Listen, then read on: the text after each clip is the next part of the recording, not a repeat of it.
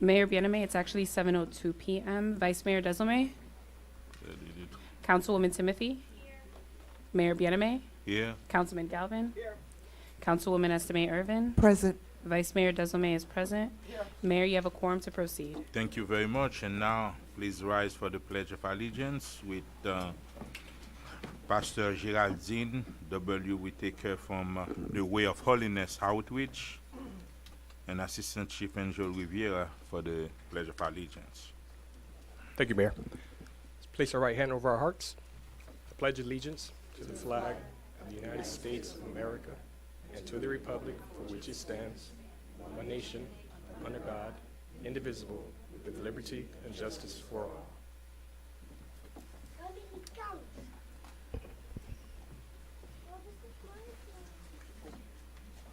I'm going to ask that you please remain standing for the invocation. Father, we bless you now for affording us this opportunity to come into this meeting. And we know you said everything must be done decently and in order. We know the agenda that they have already planned for this afternoon, but we acknowledge you, and we pray that all will be done that will bring glory to this city, great city of North Miami, that the council and the city itself will work together, that there will be no division, but there will always be unity, working for the good of the cause. We bless you now, and we thank you. In Jesus' name, amen. Amen.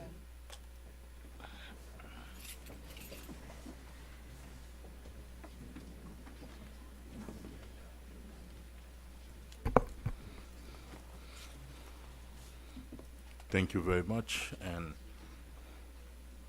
Madam City Manager, do we have any addition, deletion, deferral, or amendments to the agenda? No, Mayor. And Oh, but we the are change asking, will- but, sorry, we are asking to take an item out of turn, to take Q and R ahead of P. Okay. Q and R. Okay. Okay, Q and R before P. Okay. And now, Mr. City Attorney, is the agenda set? Yes, Mayor, the agenda is set. You may proceed. Thank you very much. We have a special presentation.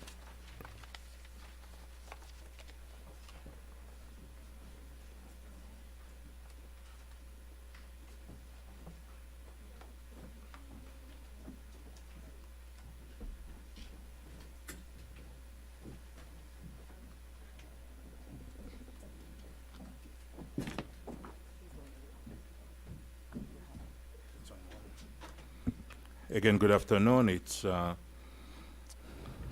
Hispanic Heritage Month, and tonight we honor Raman Oscar Lopez.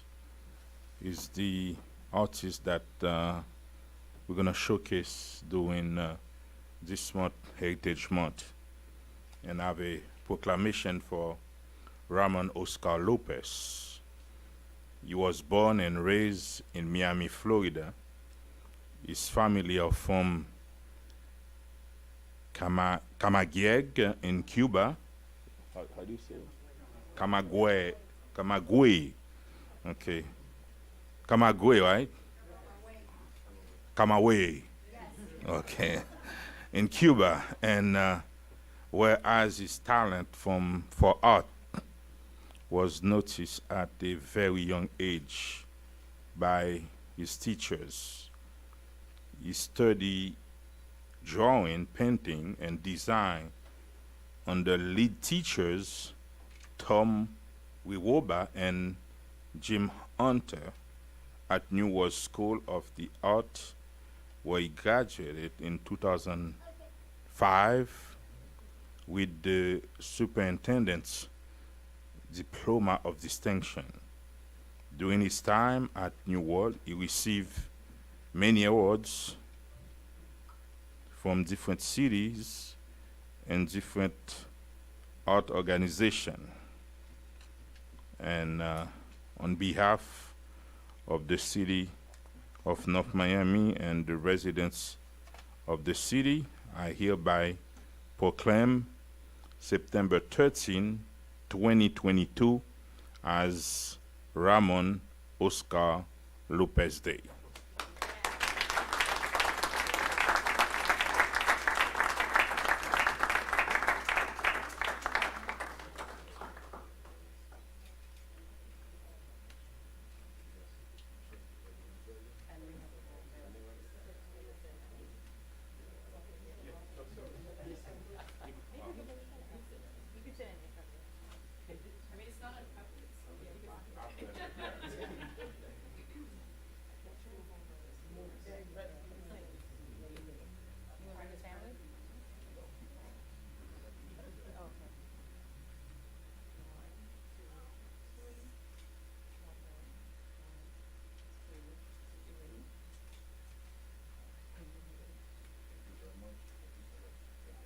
And we have to unveil the art, yes. We have to do the unveiling. Okay. I'll hold it for you. Hello and good afternoon. I do public speaking for a living. I'm a teacher. I teach high schoolers. I don't have a microphone in my classroom. I wish I did. Thank you all so much, council members, everybody that was a part of this honor. I didn't know it was going to be a day with my name, so that was quite a surprise. Thank you again so much. It's really quite an honor. I'm very humbled. Thank you. Thank you.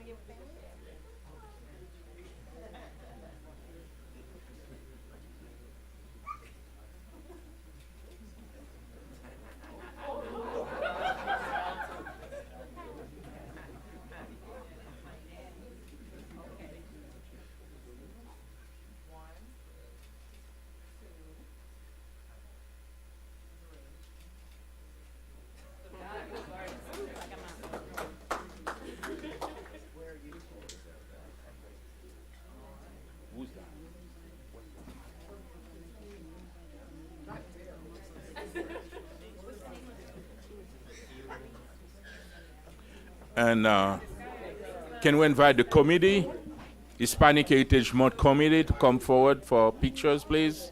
The whole committee? What's the name? Oh. No, I mean, whoever's here. Okay. No. Alberto is not. Oh.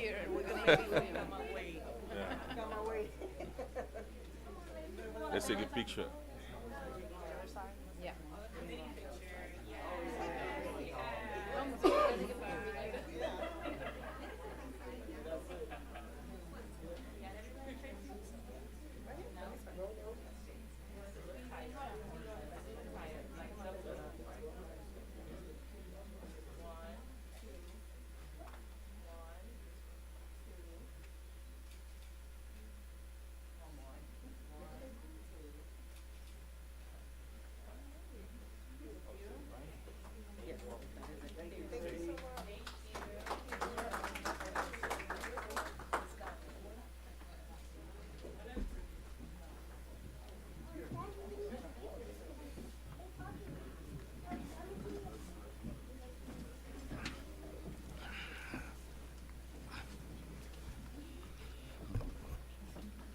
And now city events.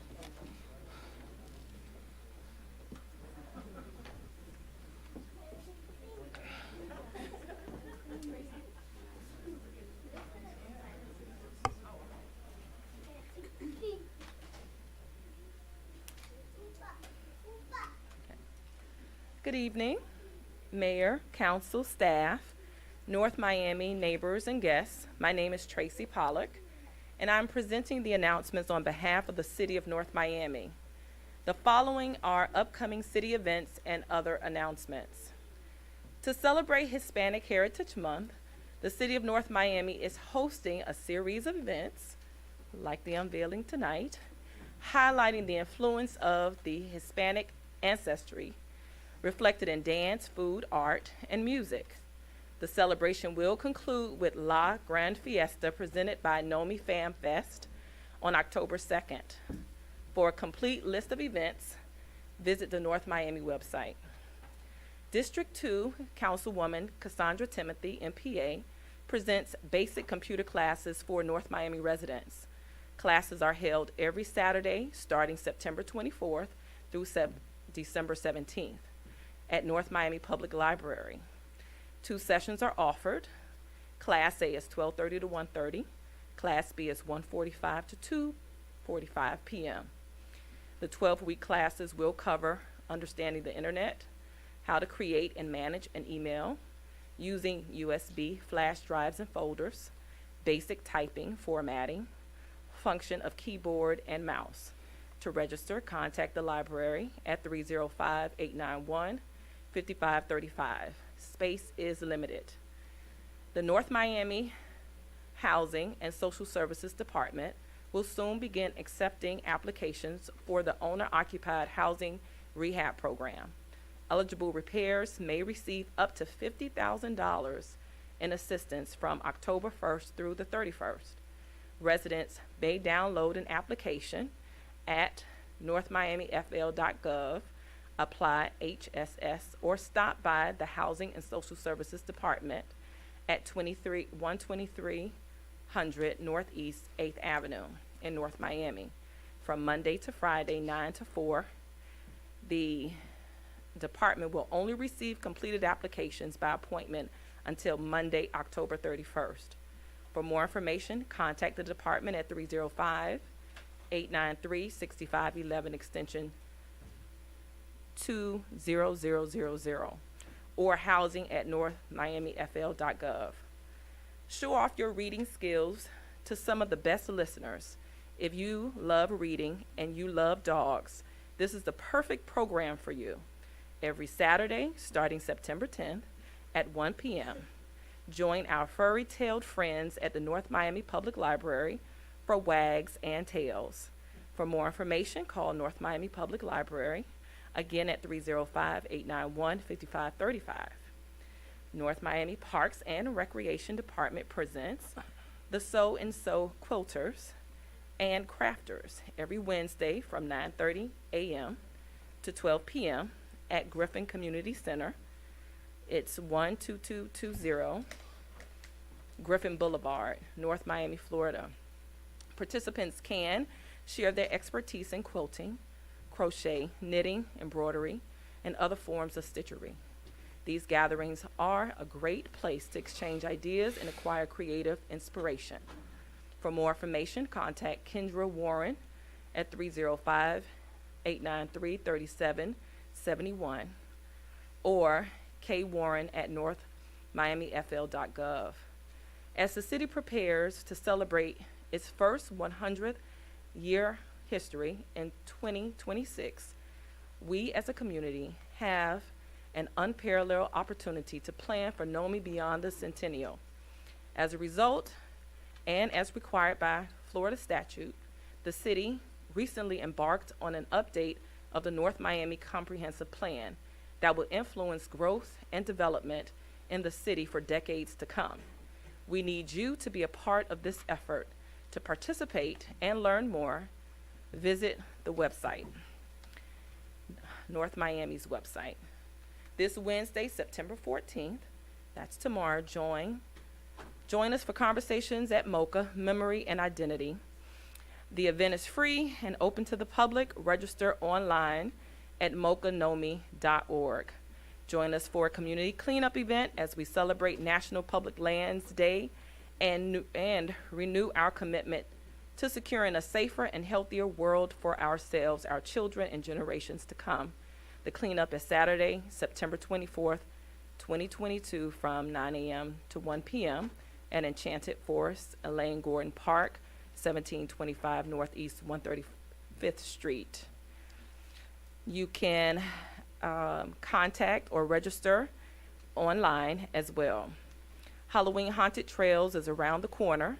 Join the city of North Miami for a spooky but fun time at this year's Halloween Haunted Trails and Kids Fun Zone. The family pack and single ticket sales are on sale now. You can purchase tickets online at 2022 Halloween Haunted Trails.eventbrite.com.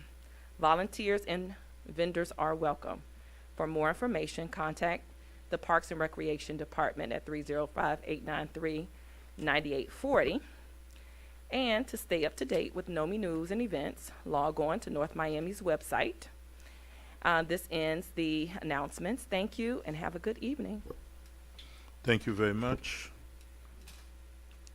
Affordable Housing Advisory Committee, do we have any appointment, Madam Clerk? Yes, we do. We have an appointment to the North Miami Affordable Housing Advisory Committee made by Councilwoman Cassandra Timothy, who is also the chair of the Affordable Housing Advisory Committee. It is for Nikisha Williams. So a resolution of the Mayor and City Council of the City of North Miami, Florida, appointing Nikisha Williams as a member to the Affordable Housing Advisory Committee for the State Housing Initiatives Partnership Program, SHIP program, providing for an effective date and all other purposes. So move. Second. I have a motion made by Councilwoman Estime Irvin to approve the appointment of Nikisha Williams to the North Miami Affordable Housing Advisory Committee. The motion was seconded by Councilwoman Timothy. All in favor? Aye. Any opposed? Motion carries with a 5-0 vote. That's on the appointment? Madam. Unless a member of the City Council wishes to Would- remove a specific item from this portion of the agenda, tabs A through H constitute the consent agenda. These resolutions and items are self-explanatory and are not expected to require additional review or discussion. These items will be recorded as individually numbered resolutions adopted unanimously by the following motion: that the consent agenda comprised of tabs A through H be adopted. Thank you very much. Can I have a motion on the consent agenda? Second. I have a motion made by Vice Mayor Desilme to approve the consent agenda. The motion was seconded by Councilman Galvin. All in favor? Aye. Any opposed? Motion carries with a 5-0 vote. Tab I. Tab I, a proposed resolution of the Mayor and City Council of the City of North Miami, Florida, providing for ratification of the collective bargaining agreement between the City of North Miami and the International Union of Police Associations, AFL-CIO Local 6009, for the bargaining unit consisting of the city's blue-collar employees, authorizing the city manager to execute and to take all action necessary to implement the collective bargaining agreement, providing for an effective date and all other purposes. Tab I. Good evening, Honorable Mayor, Vice Mayor, members of the council. Joe Roglieri, Personnel Director. We have a agreement with the IUPA Blue Collar and White Collar for a 3-year contract. We are currently in year 1, so part of the agreement is retroactive to October 1.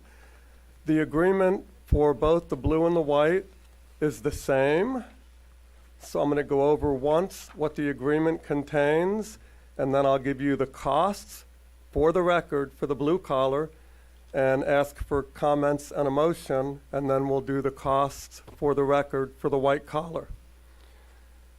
The agreement includes the city will contribute $100 per month more towards dependent care coverage.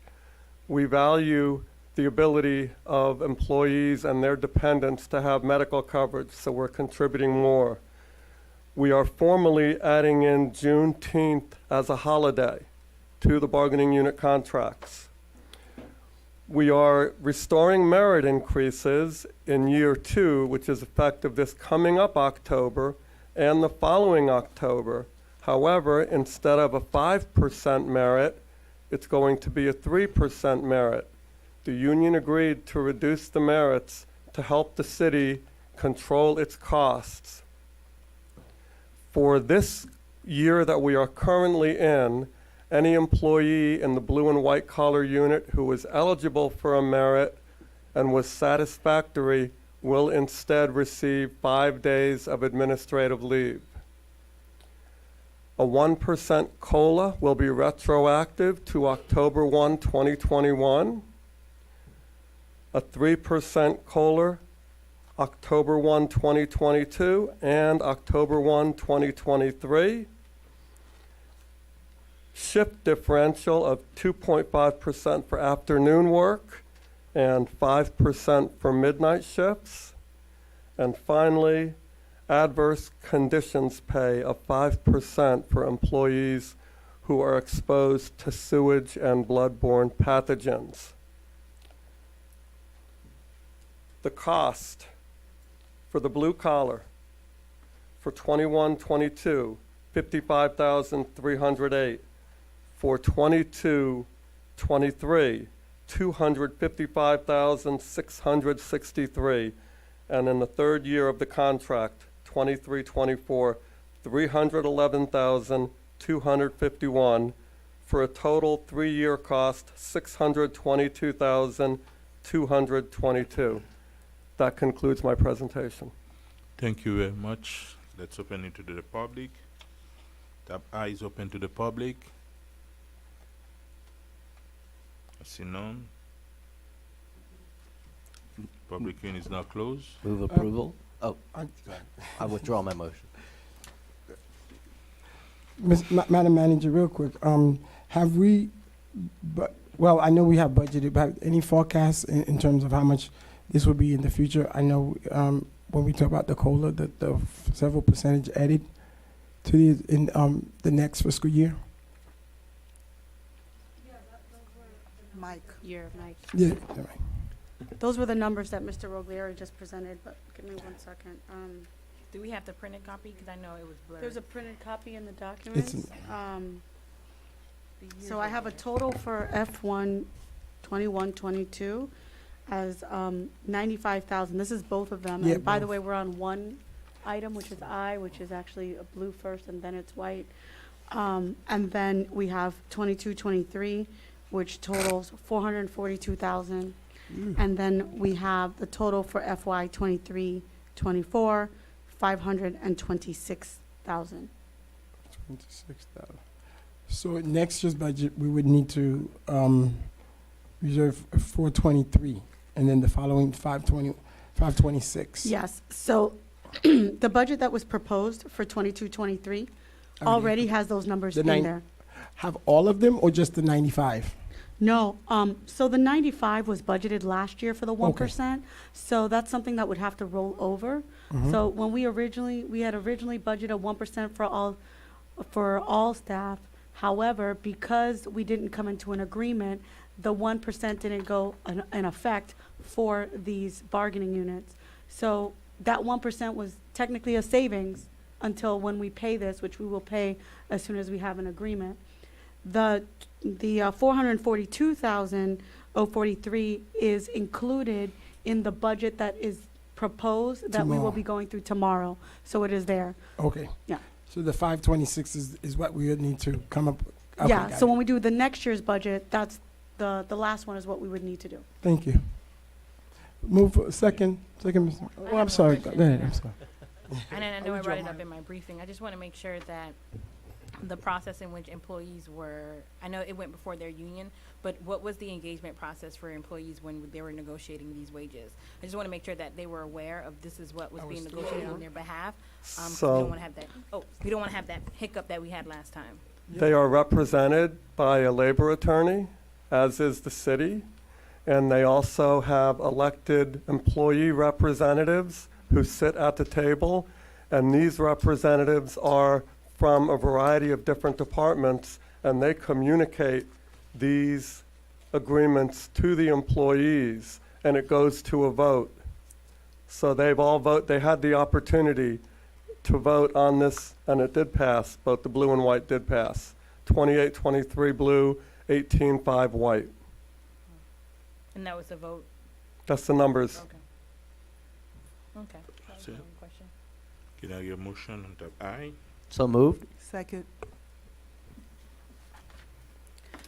I have a motion made by Councilman Galvin to approve the item at tab I. The motion was seconded by Councilwoman Estimate Irvin. All in favor? Aye. Any opposed? Motion carries with a 5-0 vote. Tab J.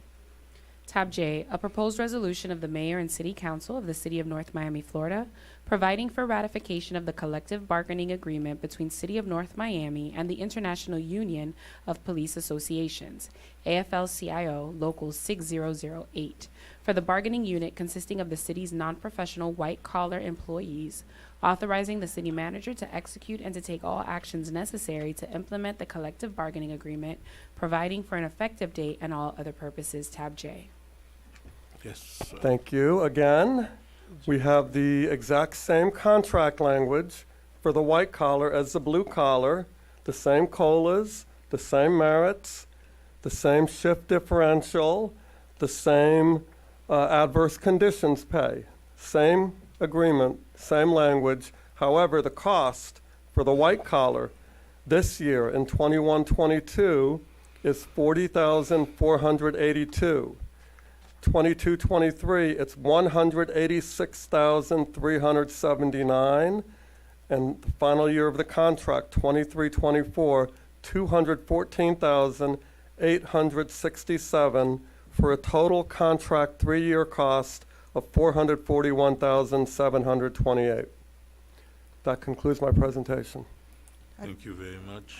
I'd just like to mention that I'm just happy to see the city's $100 contribution for the dependent care. So I just wanted to highlight that. Thank you so much. Thank you. Thank you very much. Let's A open motion it to to the appro- public. oh, sorry. Public hearing is open on tab J. Motion to approve? Second? Public hearing is open on tab J. Public hearing is now closed. I have a motion made by Councilwoman Estime Irvin to approve the item at tab J. The motion was seconded by Councilman Galvin. All in favor? Any opposed? The motion carries with a 5-0 vote. Thank you very much.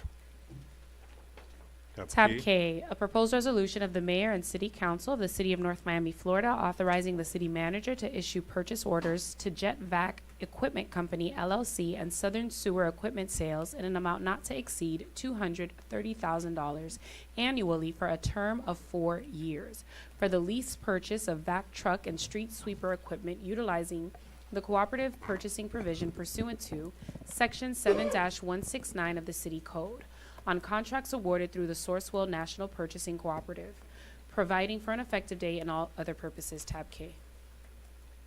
Thank you. Yes. All right, good evening. Honorable Mayor, council members, for the record, Alberto Estrada, Purchasing Director. The item that you have before you is staff's request for your approval of the issuance of purchase orders to JetVac Equipment Company, LLC, and to Southern Sewer Equipment Sales, and this is for the lease purchase of a vacuum truck and street sweeper equipments, utilizing a national purchasing cooperative, Sourcewell, which the city is a member of this cooperative.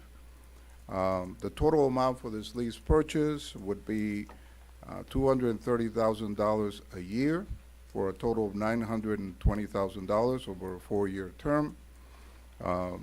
In order to provide our Public Works Department with this much-needed equipment to ensure the proper maintenance of the city's sanitary sewer infrastructure, as well as our street surfaces, we are proposing this lease purchase of the vac truck and the street sweeper. Here with me in support of this item is our Public Works Director, Mr. Whistler Pierre Lewis. And if you'd like to add anything else, or if you have any questions, we'll be glad to take them. Nick, do you have any questions? Let's open it to the public. Public hearing is open on tab K. Public hearing is now closed. Is there a motion on the dance? So moved. Second. I have a motion made by Councilman Galvin to approve the item at tab K. The motion was seconded by Councilwoman Mary Estime Irvin. All in favor? Any opposed? Motion carries with a 5-0 vote. Thank you. Thank you very much. Tab L. A proposed resolution of the Mayor and City Council of the City of North Miami, Florida, approving the execution of a third option to renew professional services agreement in substantially the attached form between the City of North Miami and Brown & Brown of Florida, Inc., doing business as T.R. Jones and Company, for the provision of excess workers' compensation insurance coverage at a cost not to exceed $171,709, providing for an effective date and for all other purposes. Tab L. Mr. Mayor, point of privilege, I'd just like to introduce our new Risk Management Director, Kenneth McCoy. Memo was sent out earlier today, so he's here. He will be up for any of the next three items, which are our liability renewals. Okay. You stop L. Good evening. Good evening. Welcome. Thank you. Nice to meet you.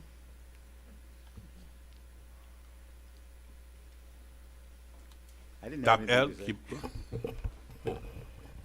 Madam. So we can go with tab L. This is the renewal of the workers' compensation, the excess workers' compensation. Do we have a presentation? No. Oh. It's his first day. I mean, come on. Okay. No, Honorable Mayor, this is basically a renewal of an ongoing insurance premium. This is our third option to renew it for both workers' comp and police professional. So there's no additional. Thank you very much. Unless you have a Let's question. open it to the public. Tab L is open to the public. Tab L is now closed. Just move approval. Second. I have a motion made by Councilman Galvin to approve the item at tab L. The motion was seconded by Mayor Bieneme. All in favor? Aye. Any opposed? Motion carries with a 5-0 vote. Tab M. Tab M, a proposed resolution of the Mayor and City Council of the City of North Miami, Florida, authorizing the city manager and city attorney to execute a third option to renew professional services agreement in substantially the attached form between the City of North Miami and Risk Management Associates, Inc., doing business as Public Risk Insurance Agency for the continuation of public official and employment practices liability insurance coverage services at the annualized premium amount of $100,183, including applicable agency service fees as required by Florida law, providing for an effective date and all other purposes. Tab M. Thank you very much. It's Madam. Mr. McCoy. Yes. This is again, sir, a renewal, exercising our third option to renew our coverage for both the police professional and for the employee practices liability. Tab M is open to the public. Public hearing is open on tab M. Public hearing is now closed. Can I hear a motion? Move for approval. Second. Right. Tab N.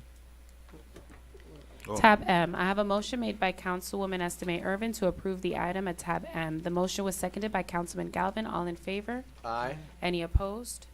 Motion carries with a 5-0 vote.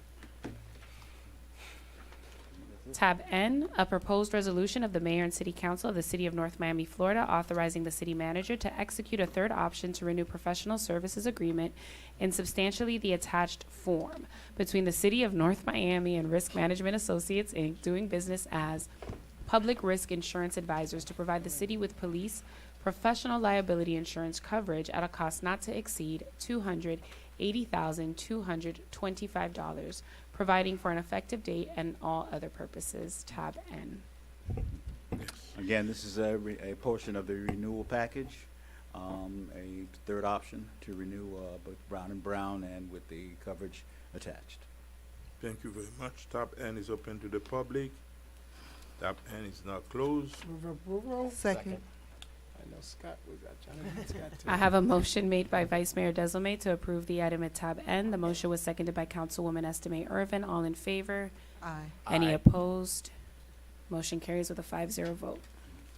Thank you very much. Tab O. Tab O, a proposed resolution of the Mayor and City Council of the City of North Miami, Florida, appointing Roderick Darrell Vereen, a member of the Florida Bar, to serve as legal counsel to the Citizens Investigative Board in accordance with Section 2-263, (3), North Miami Code of Ordinances, further authorizing the city manager and city attorney to negotiate and execute an agreement with Mr. Vereen, providing for an effective date and all other purposes, tab O. Yes, Mayor and Council. As you know, back in July 14th, 2020, the council adopted ordinance number 1455 that created the Citizens Investigative Board. Pursuant to Section 2-2633 of the Code of Ordinances, the CIB shall be represented by an independent legal counsel, which is selected by the city attorney and confirmed by city council. Tonight, we have before you Attorney Roderick Darrell Vereen's resume. We're recommending him as the attorney, the outside attorney representing CIB, and we hope for a vote approving that. Thank you. Mr. Mayor? Yes. Is Mr. Vereen here? I was just about to ask. I didn't have any questions per se. I just wanted to say hi. I haven't seen him in years. Thank you very much. I talked to him a couple weeks ago. This item was supposed to come on a couple of times, so I think that might have got lost in the coordination. But I can have him come by and meet everyone. Yeah, I was just gonna say, Yeah. I haven't seen him in 10, 15 years, so I was gonna say hi. That's all. He used to be a resident of the city. I don't know if he still is, No. but he used to live out in District 4 I have a question. next to his neighbor Christine King. So I have a question. Is there a budget? And are you going to be negotiating? I left that to the CIB. Is he here? Okay, he can come up and talk about it. It's within the CIB's budget, but his rate is the same rate that all attorneys, outside attorneys representing the city, have agreed to, which is a reduced rate.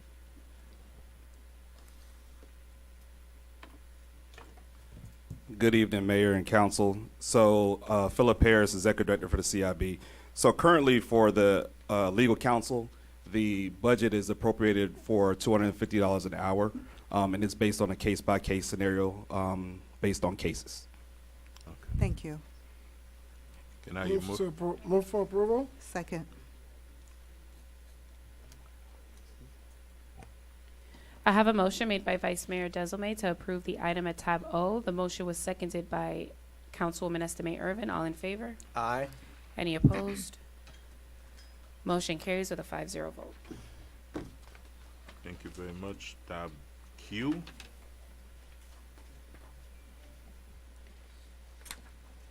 Please be advised that the following items on the agenda are quasi-judicial in nature. If you wish to speak in favor of, object to, or comment on an item, please complete a public speaker's card indicating the agenda item number on which you would like to comment. You must be sworn in before addressing the City Council, and you may be subject to cross-examination. If you refuse to submit to cross-examination, the City Council will not consider your comments in its final deliberation. Please also disclose any ex parte communications you may have had with any members of the City Council. City Council members must do the same.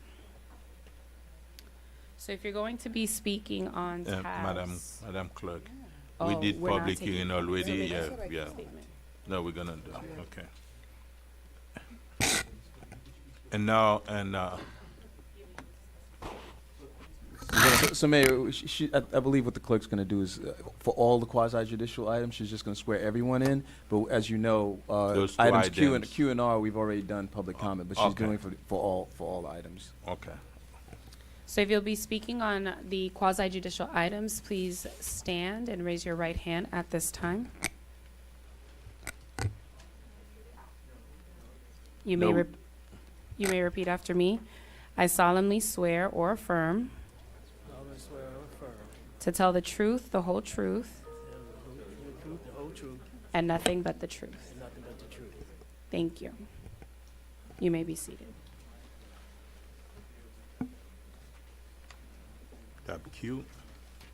Tab Q, a proposed quasi-judicial first reading ordinance of the Mayor and City Council of the City of North Miami, Florida, amending Volume 1, Goals, Objectives, and Policies of the City of North Miami 2036 Comprehensive Plan, specifically by amending Policy 1.2.1 and Policy 1.21.3, revising the maximum height in the Bayshore Zone from 115 feet to 169 feet, and changing the official 2036 future land use map designation from low-medium density residential to Bayshore zone for the approximately 1.1 acre property located at 2305 Northeast 123rd Street, and specifically identified with Miami-Dade folio number 06-2228-022-0010,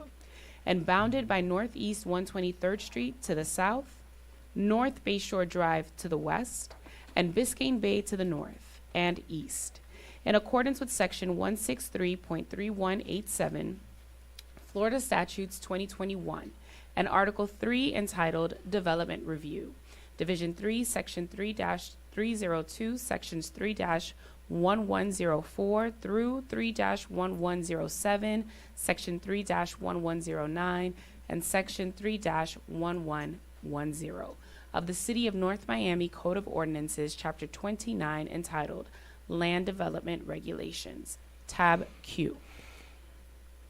Could you read tab R as well? No, it's two different. Yeah. It's two different. So they are companion items, Mayor. You have the land use amendment component, and then you have the official zoning map component for the icon. Okay.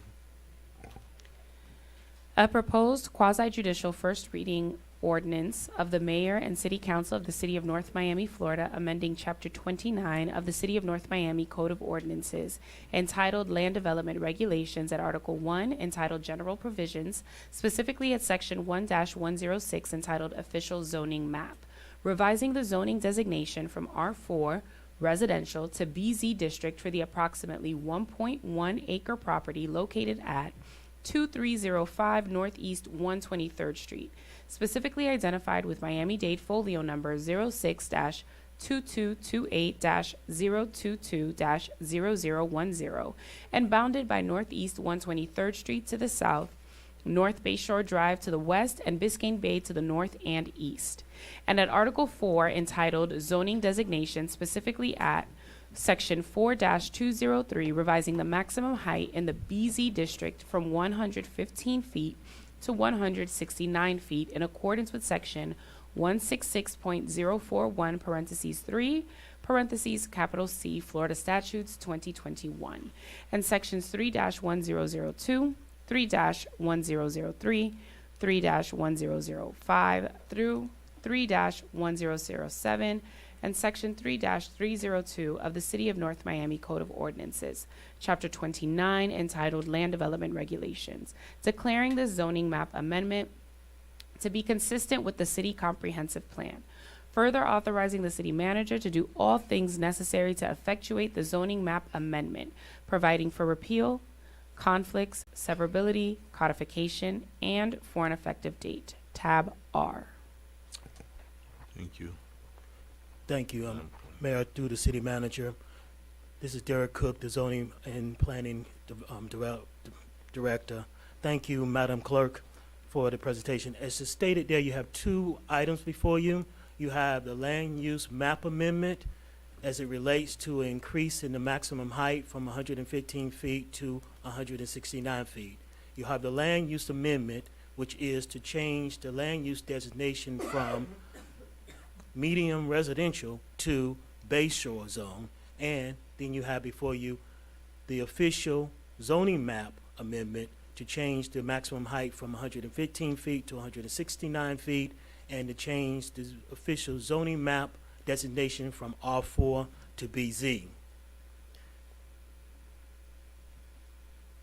So since then, as you can see right here, you have the request that I've stated before you. The address specifically is 2305 Northeast 123rd Street. It's approximately 1.1 acres. It is currently, as stated, low, medium density, and you're seeking with a maximum height of 35 feet and a maximum units per acre of 12 units. It also has a request before you for the future land use map for a BZ zone, which will allot a maximum height of 115 feet and 100 units per acre. this comprehensive plan text amendment will revise also the maximum height from 115 feet to 169 feet.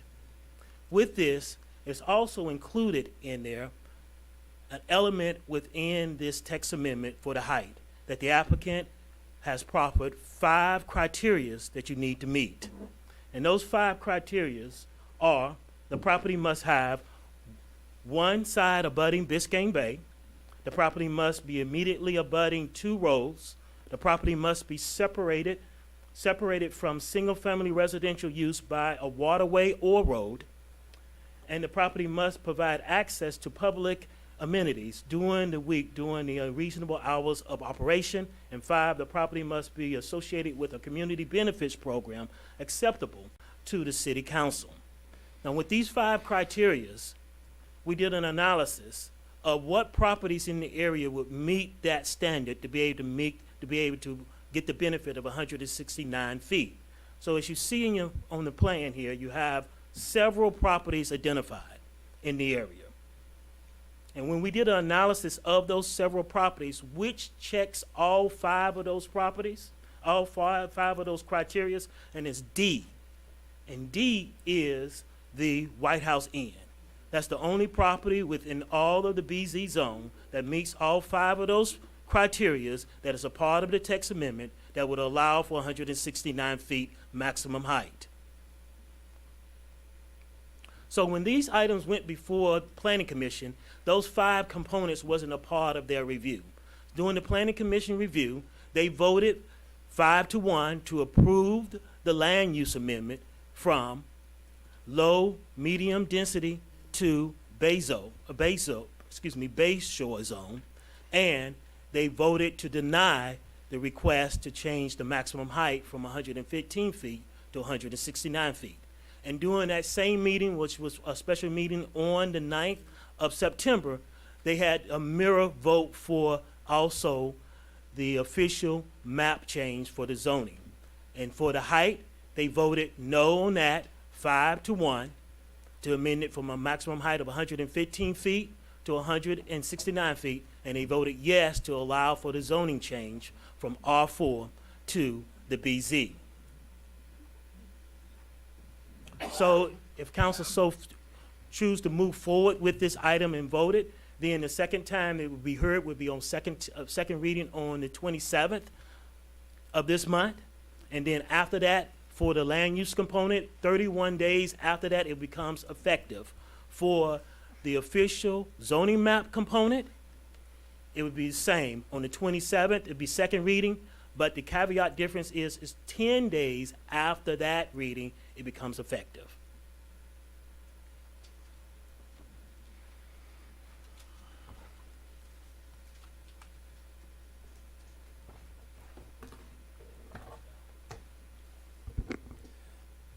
Pedro Gasson of Holland Knight with offices at 701 Brickell Avenue.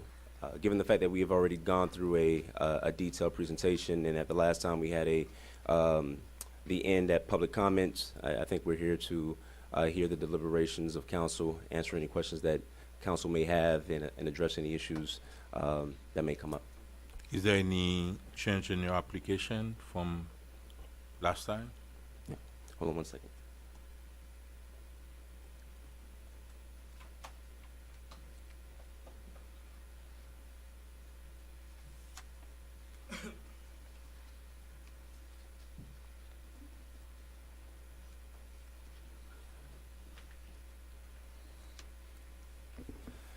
So I have talked to the team, and after a lot of deliberation, one of the items that we wanted to withdraw is the request for the text amendment to 169 feet.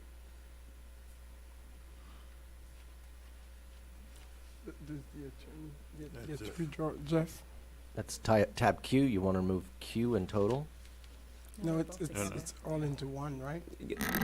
So our request would be, if I may, through the mayor, yes, to remove the text amendment. So there are 2 different items. There's a text amendment for the land use, and there's a text amendment for the zoning. We are withdrawing both requests for the amendment of the text amendments, and we are keeping the land use change and the zoning change as part of our requests. That's when, if I understand you, you remove the 169 feet, but you still want to extend the busy lane to that particular, to be at 115? That is correct. At this moment, Mayor, what we're doing is we're withdrawing 169 from the text amendment, and we're seeking the BZ for the land use and the zoning change just for our site. Okay.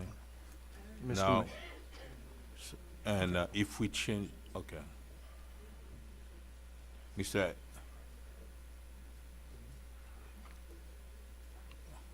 Okay, are we correct? Do they? No, I'm- I had a question for Jeff. I got a question. Yeah, do the other side attorney get to rebuttal, or is it, does that work? Actually, there would be no presentations tonight because presentations Yeah. by all the attorneys are done. The only Okay, reason that's right. I believe Mr. Gasson is speaking right now is because he's proffering that change. Oh, Yeah, but okay. if we let the applicant speak, if the attorney of It's the up to you. party wanna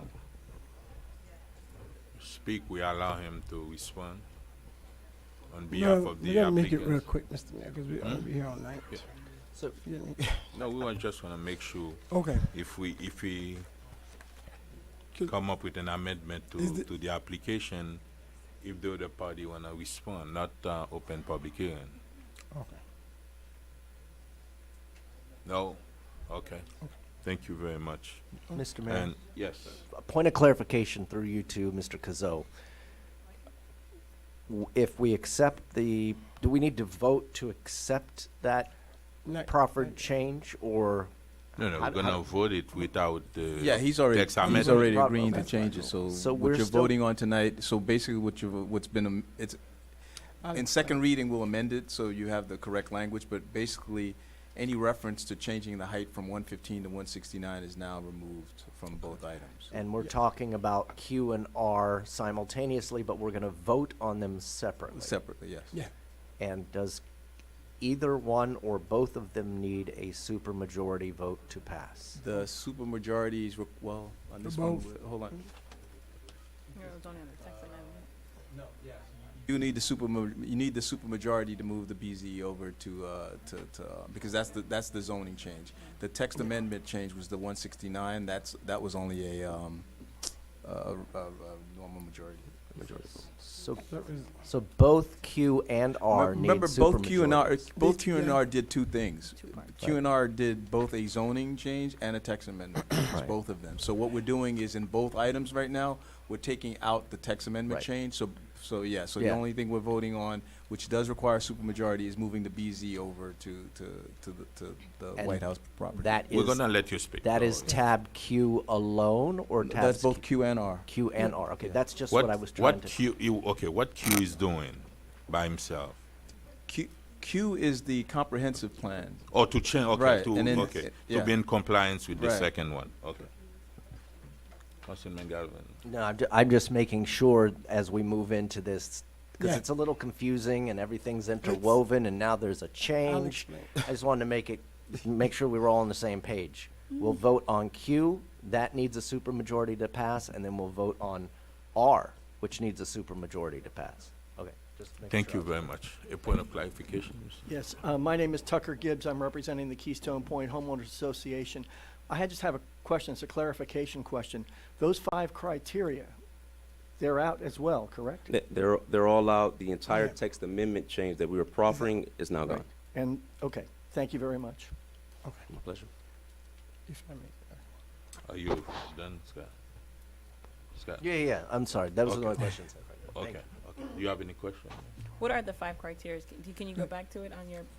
Sure. So it's not going to be, but just to address your comment and concern, the 5 criteria that we were initially proffering has to do with the location of the site, being right next to the Bay Shore. Then there had to be a separation between the property and single-family homes by a waterway or a road. You had to be immediately adjacent to 2 roads, and you had to provide for access to a public amenity and provide for a community benefits package. But as it stands now, since we've withdrawn that request, none of that will be relevant moving forward because all of that was tied to the 169 feet that we were seeking initially. So now, since we've withdrawn the request, that aspect of the 169 feet will no longer apply, and it's not going to be something that's going to be put before you because we've withdrawn that entire request. So the restrictive covenant that you provided at the last meeting, that's There no was longer. no restriction. Oh, my mic. So the restricted covenant that you provided at the last meeting, that would no longer apply, correct? So the restrictive covenant that we provided at the last meeting, we will modify it if it's the council's will to adjust the height that was referenced. It is our intention, it is our commitment to continue to comply with the community benefits package that we had proffered at the last hearing, irrespective of the height change. So everything that we had proffered with respect to the contribution for parks, with respect to the contribution for workforce housing, with respect to the limitation on ensuring that there wouldn't be any signage on the roofs, all of that remains the same. No balconies facing the north and northwest, all of that is still the same. The only thing that we're going to have to modify is going to be dependent upon the height, because we are no longer moving forward with the 169, and because there's an opportunity to come back before this council for second reading, we have that opportunity prior to work with Mr. Cazo and his staff to make sure that we're on the same tone and aligned with respect to what we're doing with respect to the height change. Okay, and another question, the BZ zone, will it only apply to that property, or is it going to be applied throughout the entire Bay Shore? So that's the great question. So what we're doing is our requests, because it's our property, we can only change the land use and zoning for just our property. Okay. Since we've eliminated the text amendment was going to change the, well, with the factors it would have been different, but the text amendment was changing the BZ overall. All we're doing with respect to the BZ today is applying it to our property, because that's the only thing that we have any standing to apply to, because that's the property that we own. Okay, so the BZ was already 150, gotcha. Okay, just want to make sure, wanted to clarify that on record. Thank you. My pleasure, thank you. Vice Mayor. Thank you, Mr. Mayor, and thank you, Mr. Attorney. I want to say, before I started my remarks, that I have been in public service for over a decade, starting as a clerk here in our city, and as well as, being an elected council person. And the last meeting that occurred a couple weeks ago, that I walk off the dais, which I've never done in my career, and my public service career. And I never intend to do that, but it was something that occurred, and some residents knew about it. But I want to put into perspective what happened tonight, and I want to thank not only the Keystone homeowner group and a couple of residents, but also I guess related group, because at least they started listening. Part of what happened was that was part of why I walked out, because that was part of what was supposed to happen the last time. One of the things that I did say, for the past month or so, I got involved into this, I guess, thing, because of my love for this city, growing up in North Miami, having to born in Haiti and, moving to New York and moving to North Miami at the age of 13. So that itself says a lot. I grew up here, and the foundation of the city is me. And I listen. I've been listening a lot in terms of what's been going on with the argument. Now, is this an argument, a conversation, I representing someone on the west side, because that's what we do as the city, and we're going to keep it real, would get involved in. Maybe not, because, the easy way out, people always putting stuff out, us as commissioner, whatever the words that they may want to use.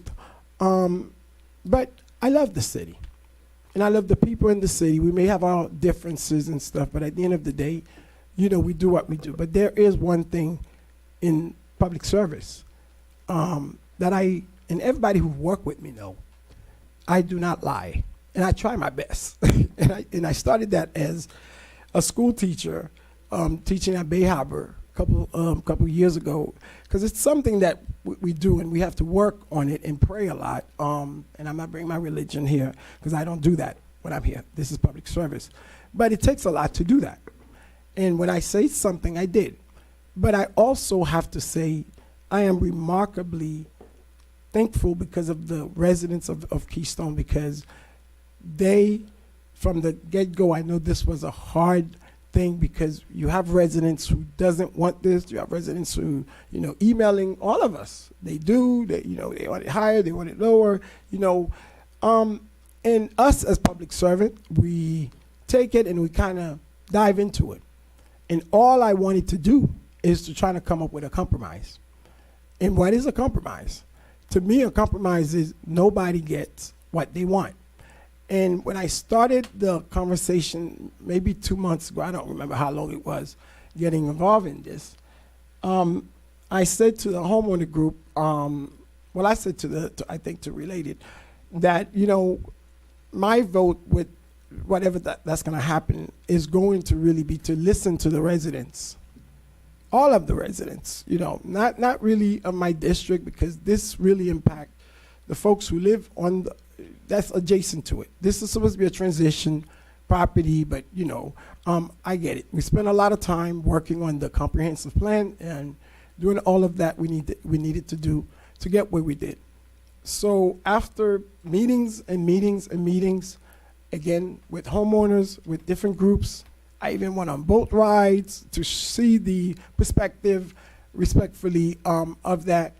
And last night, thank you, Madam Clerk, the Chief of Staff was there, but staff did ask me if they wanted to come, and I told them no. I wanted to have a meeting with my neighbors and talk about, what we have been able to talk about, because when it came down to it, one of the things that we did was this. Where we are tonight was this height thing and the density and the real bottom line of this. I'm not opposed to development. I'm not for developer, whatever the case is, and I don't commit to anyone. I work for the people. I work for what I think is best. We may disagree on that. My mom and I would disagree. People married, they disagree with their spouses. But at the end of the day, you compromise and you see what's best. And I'm up here to work for the city. And yesterday, I made a commitment. I had a town hall meeting for the folks of the district, for everybody actually, but mainly the residents of Keystone. And one of the things that I said to them in that meeting was that the real deal breaker would be this text amendment. And that's when I asked Derek, when I pulled him to the side, I'm sorry, Mr. Cook. I said, did you get an email about this text amendment thing? He said no. So I'm kind of glad, thank you, Mr. Garçon, that is clarified, that the withdrawal is out. Because that was when we sat down, we had lunch, we talked, back and forth, went back and with the residents. We did what we did. That was one of the conditions, but there was others, and I know you mentioned some of them. But I said to the residents, I do want something. Then I know a lot of people do want something. It's not going to be 169 because that's not that they could go sleep with that. That's a dream. Even the 125, they're not getting the BZ zoning also. Now there is a little trick to that because we have to apply that to it, but that's where we are tonight. And I did not want to discuss strategies. I have discussed it with some homeowners privately. But that's where my proposal is going to be with them, speaking with the attorney, and I told the homeowners, I said, this is where I'm comfortable in terms of where I would be, and I was very, stop, Hector, I was very, very, proud of the residents because.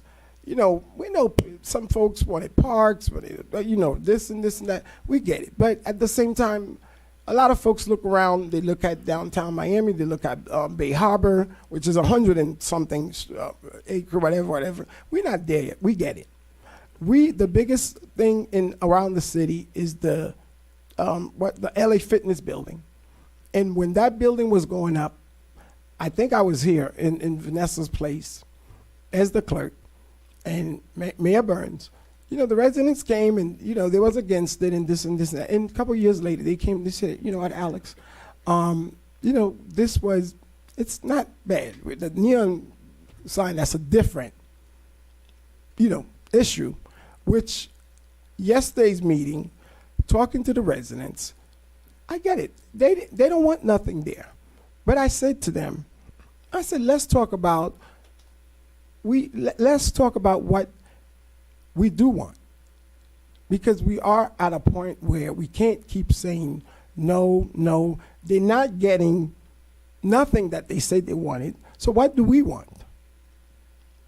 Ms. Hector, that's not going to work to that, because I told you that yesterday, because I'm not going to lie, so I'm not going to reverse on that. So that's what we hear, and I want to make sure the things that we've been talking about for the couple of months, that you guys prosper them in terms of this.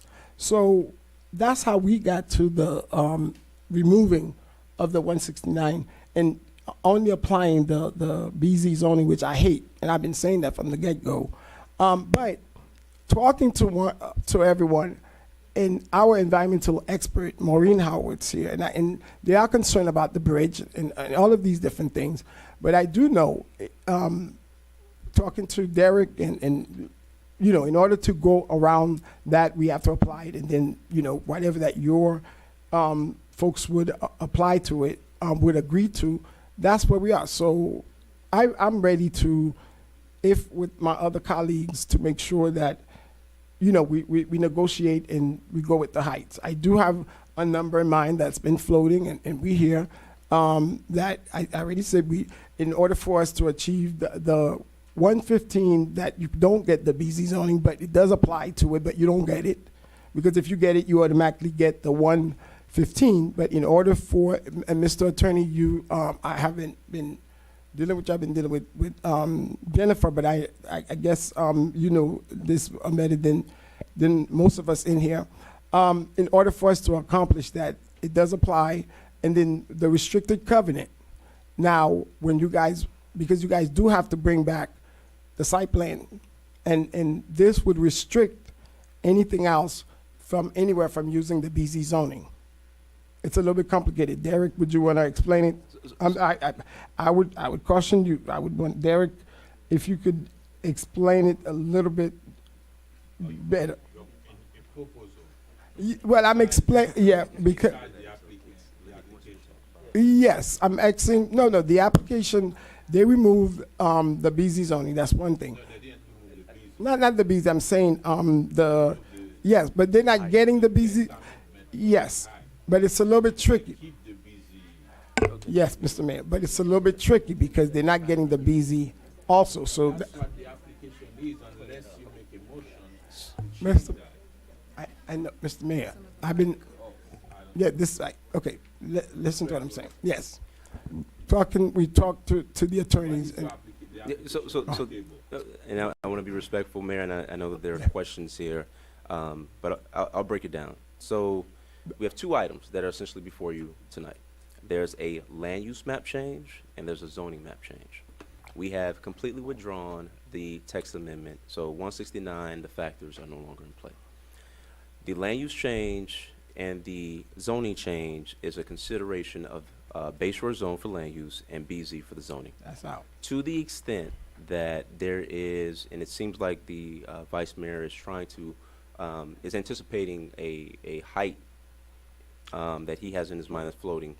To the extent that there's something there, what we could do, if we were agreeable, I can talk to my team and we can proffer something that would provide that prior to the second reading. So I think that's what we have here. We have two now items. You're talking about the negotiation, but the application on the table right now. The application that's on the table right now is for Bay Shore zone for land use and BZ. To extend the BZ to that Yes, property. that is correct. That's the application on the table. Now, if someone want to come up with an amendment, we're willing to. Well, that's what I was doing, Mr. Mayor. That's what I asked you. Okay. The application is different than what you're gonna ask. Yes. Okay, that's what. Well, that's what I was saying, and I that's what I asked. I said for Derek too. It's very kind of tricky and technical because I had to listen to it because they're not getting. They're applying the BZ zoning, but if they agree, because I don't know what's the thing that they will be agreeing to, they won't be able to get the 115. So automatically, if they get What the is BZ. your motion? That's what Mr. we Mayor, want to can you, read. if you, I understand that it's not a motion because we are negotiating, because I'm not even, I'm You gotta I'm be a motion. explaining There's it. an application on the table. If you want to change the application, you got to come up with a motion.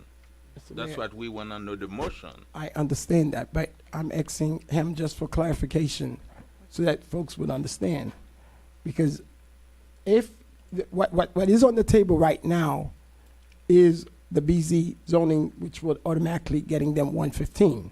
So my motion would be, if you want my motion, we won't get the BZ. So in order for us to get what I have in mind, which would be anywhere between 80 and 110, is how do we get there, Derek, without having that in mind? So through the mayor, if I may, and city manager, to your point, Mr. Mayor, the application before you is to extend the BZ zone, which will give you a maximum height of 115 feet per the zone. If a deviation that you want to impose, or the applicant wants to proffer that they won't have a development at 115 feet, that's something that they would have to do of their own will and proffer on the floor or in negotiations after whatever decision y'all make this evening. If they want to deviate and say we won't have a development at more than at 115 feet, we'll cap it at whatever, 100 feet, 110 feet, 112 feet, whatever. That's between them, and that's of their own volition that they would need to make that proposal. So Vice Mayor, just to be clear, I wanted to make sure I talked to the team, and I think we would be okay with The restricting. motion is not there yet. You got to wait for the motion. But he was clarifying, my motion would be, That's when we're not aware of the motion. That's why you Well, want I to, you have just- to but- say but- the- what it is. What's the change or the amendment that you're proffering? that's what I was saying. I asked there to clarify, how do we get there without the BZ zoning? And I said my motion would be anywhere in terms of the 80 to 90. I have not said I don't mind, going in terms of a number. I didn't say that. So my motion is, I was asking Derek, that's where the restricted covenant would come into place, which will restrict in terms of, because a lot of the residents, part of the concern when you do talk to the residents listening, they thinking that if it automatically applied the BZ zoning, that would, later on. We would do the understand covenant. that. That's why So- if you want to make a new proposal without the BZ, just come with it so we can get a second so we I can just- discuss it. Oh, do we need a second to discuss? Now, Mr. Yes. Mayor, all I'll say, just to be clear, we can put it on the table so that you guys can have it. We would restrict the height and proffer to 110 feet so that we wouldn't be able to go above that. Okay, so what about the other items that we talked about? And I have a list of them. I know you mentioned some of them. So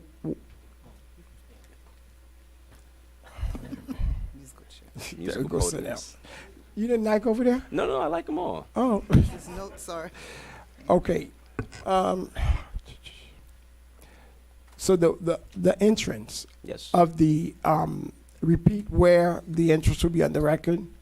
So it's the entrance into the site. The main entrance would be off of Northeast 123rd Street. That's the main entrance. Now, I want to be careful here because the site plan is not before you. And as you know, Vice we Mayor, know. we would have to come back before you with the site plan to get the site plan approved. But as it stands today, the main entrance into the site is off of 123rd Street, and we are anticipating an entrance only off of Bay Shore Drive. Okay. The light, that was one of the other concerns that we talked about. In terms of the neon light. Yeah, so, Vice Mayor, what we've done is as part of our declaration of restrictions, and we're happy to proffer it, we have no roof siding, no roof signage, and no associated lighting shall be on any of our residential buildings. I'm trying to find my notes from yesterday's meeting. Some of the, Scott's not here with, there was a concern about the future marina to maintain safe and satisfactory passage of boat and canal. one of the biggest thing that I know Ms. Horowitz had mentioned, that bridge, you know, you have two three into Keystone, and they're very, very concerned about the safety of trucks or anything like that going in there, in terms of construction happening. What can your organization ensure, or whatever the case is, in terms of the structure of the bridge that? So one of the things that we've done is, as part of our declaration of restrictions, we have made a commitment that none of our contractors or subcontractors will be able to utilize Bayshore Drive as a cut through Keystone. That's one of the commitments that we've made, and one of the commitments that we've put in the declaration of restrictions that will be recorded as part of what we're proffering. Okay, so you're prospering that. I'm trying to think what else that we are working with in terms of a minimum of 30. Okay, in terms of the density, the property right now, it's the maximum unit per acre. You guys are going under. Derek, that might be a question for you. State what it is now and what is it that they are proposing currently in terms of the unit per acre. So currently, as R4, the units per acre is 12 units per acre. With the extension of the BZ zone, the units per acre will be 100 units per acre. The applicant is proposing a development with 54 units. They could do as much as 110 units on the property. Okay, but they're not doing no 100. So they 54 is the proposed development. And the site that we are getting, when we are getting it, so we are getting this back, by the way.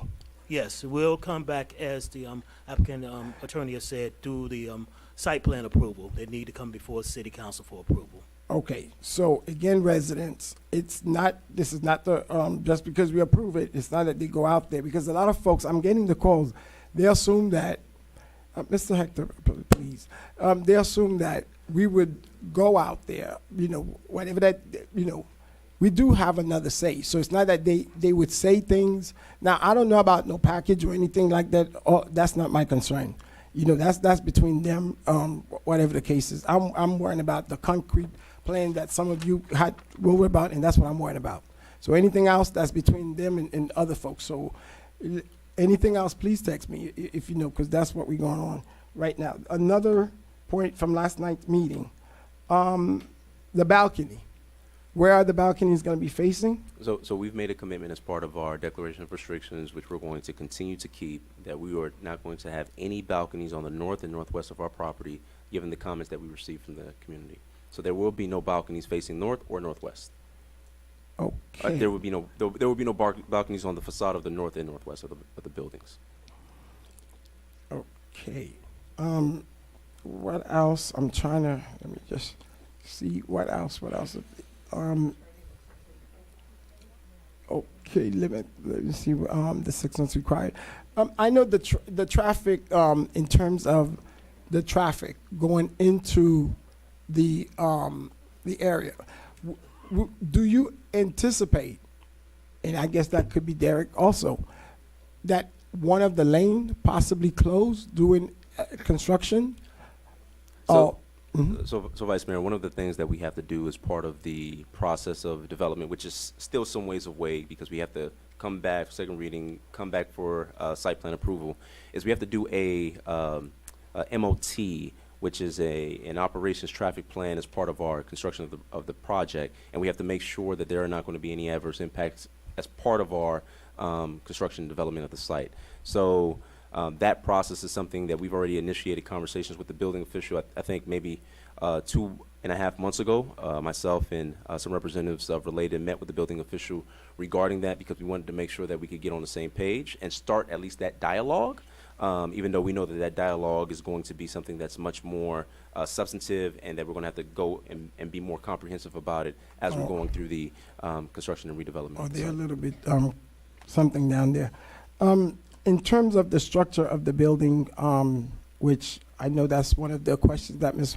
Horowitz asked and a couple more residents, the structure of the building where it's actually located, there was some question about the sewage.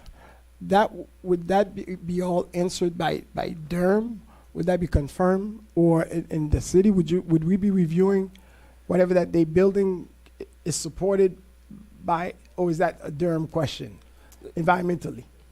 So, if I may, Derek, so one of the things that we have to do as part of this process is make sure that we have sufficient sewage and sewer and water. And Durham is going to have to approve that process for us and to make sure that we're on the same page with respect to the sewage. And we have to make sure that we are being consistent with that and make sure that our application is going to have that addressed. Okay. I'm trying to figure out. There was one more. It's the sewage. Okay, we got that going. Okay, you say the the parking.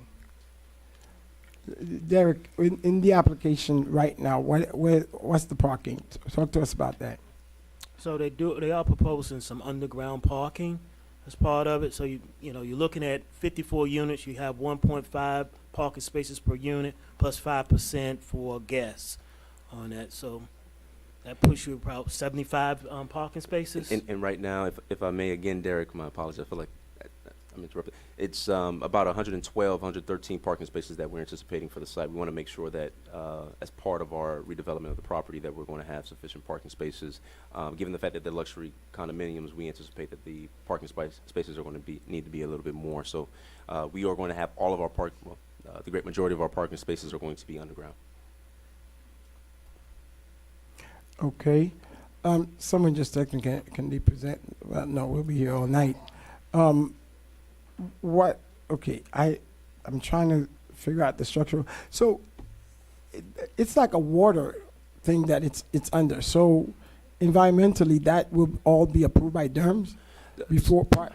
So I don't want to give you the misimpression that I know every I know. agency that's going to have to approve it. What I can tell you is that this isn't Related's first rodeo. They do this all the time, and with respect to getting the underground parking, if they can't get those permits, they can't build. So they won't invest the several $100 million in the site without being able to ensure that they're going to get the permit for the underground parking. Okay. I think that's all of the questions that I have tonight, Mr. Mayor. Okay, thank you. What's that? I think she has one. Thank you. Thank you. Can you tell me what are the community benefits that you have for Keystone? Absolutely. So as part of our application and as part of our community benefits package, what we're doing is we're going to, and I'm going to read it verbatim as what we're proffering so I don't have any issues here. We are going to substantially improve 2 guardhouses in Keystone Point. The 2 guardhouses to be improved in Keystone are composed of 1 guardhouse located on North Bracewell Drive and 1 guardhouse located at the intersection of Northeast 126th Street and Northeast 18th Avenue. And the guardhouses shall be improved to be substantially consistent with the depictions that we showed previously. And on the back of our community benefits package, what we wanted to make sure was that we included a depiction of what we were doing. So I'll have one of my associates pass along the declarations that includes those depictions because it shows what we're anticipating is going to be developed as part of the Bayshore improvements for the guardhouses and off of 126. Also, so with I know that you've mentioned 54 units, right? That is correct. So at no time would we hear that, you know what, there's a change in plan, we're going to do 100 units. No, no. So you are willing to do a restricted covenant to restrict it to 54 units? That is correct, Councilwoman. Okay, just wanted to make sure, the record. Also, you talked about full-time jobs, the jobs that it will create. Could you go over that again, please? So there is a, as part of the presentation that we had provided, it was anticipated that we were going to have about 991 full-time jobs during construction, and there's going to be about, I think, 6 to 8 full-time jobs once the actual building is built. When do you anticipate construction? So we anticipate construction within the next 1 year. So by 2024, you'd be on a tax roll?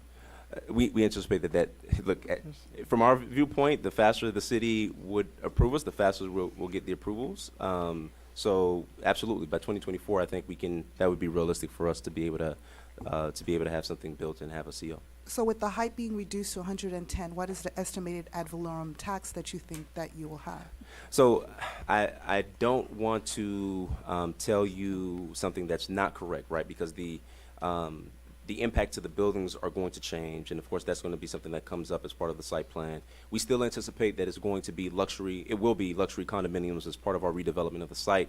Because it's still going to be luxury condominiums that are going to be as part of the property, we still anticipate a significant tax increase and benefit to the city, which is why we haven't changed our community benefits package, and which is why we're still willing to do it, because we anticipate as part of the redevelopment of the site, it will still be a luxury condominium, and that luxury condominium will still have a substantial impact and a significant increase to the tax roll. But at this moment, Councilwoman, I would not feel comfortable telling you, yes, we're going to have X number, because I don't have that information at this point. And is there any consideration for possibly adding more dollars for the workforce housing that you proffer for the housing community benefit?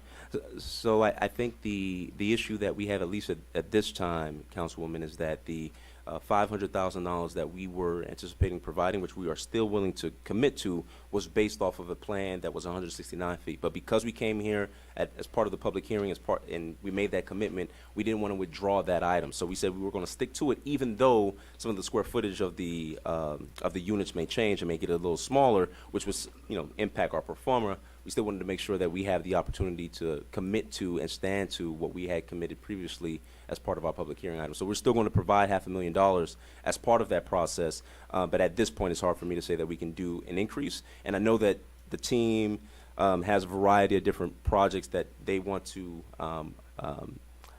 discuss regarding a portfolio of projects within the city that may have more opportunities to provide for workforce housing contributions in dollars. But at this point, it's hard for me to say, maybe nearly impossible for me to say that we can provide additional dollars from the $500,000.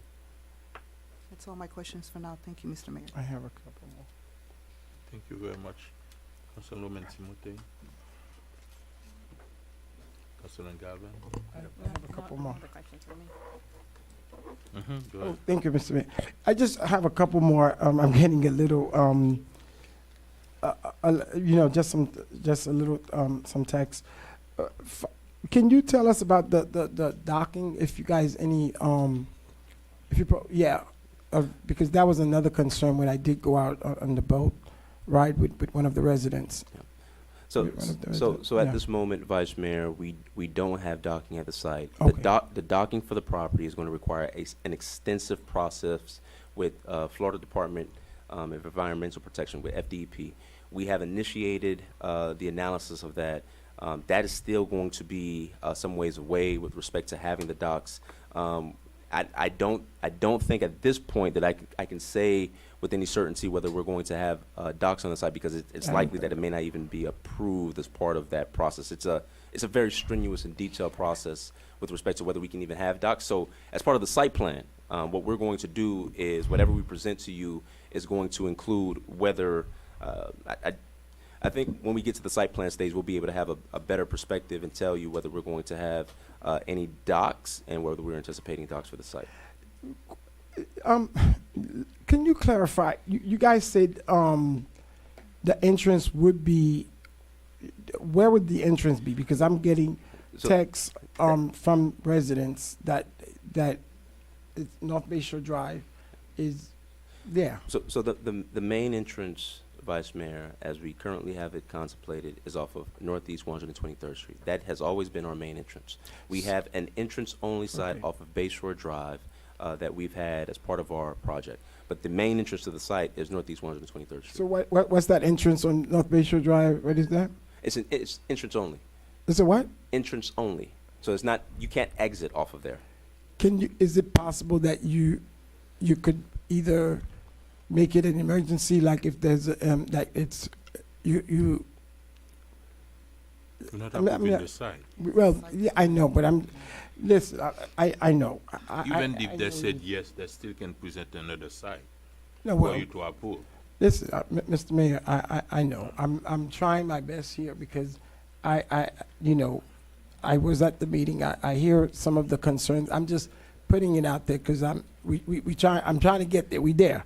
So I'm just trying to lend this plane in terms of that. I'm just saying. I know we're not at the site yet because we haven't done the second reading of this thing to even get there. So that was the concern. I thought it was because they you know, just that entrance. It's residents are saying it's too dangerous and et cetera, et cetera, et cetera. So that's a consideration. You do not have to answer it, but because I remember you guys had agreed to remove it. So that's why, because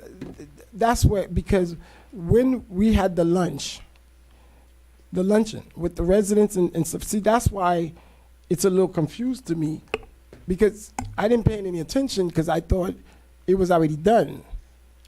And we have some folks in the room, so I didn't really think it's even part of the conversation, and then you just repeat it. So can you ask your folks, can they eliminate that, as a matter of fact? Please ask them. So give me a Yes, sir.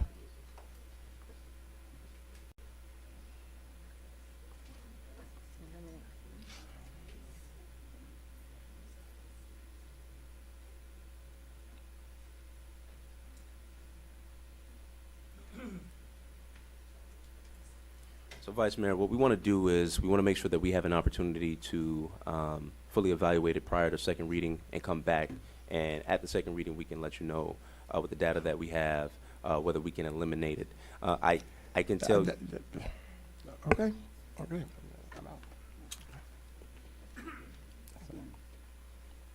Are you done? I'm done. Oh, my question. Okay. No questions? Can I hear a motion on tab Q?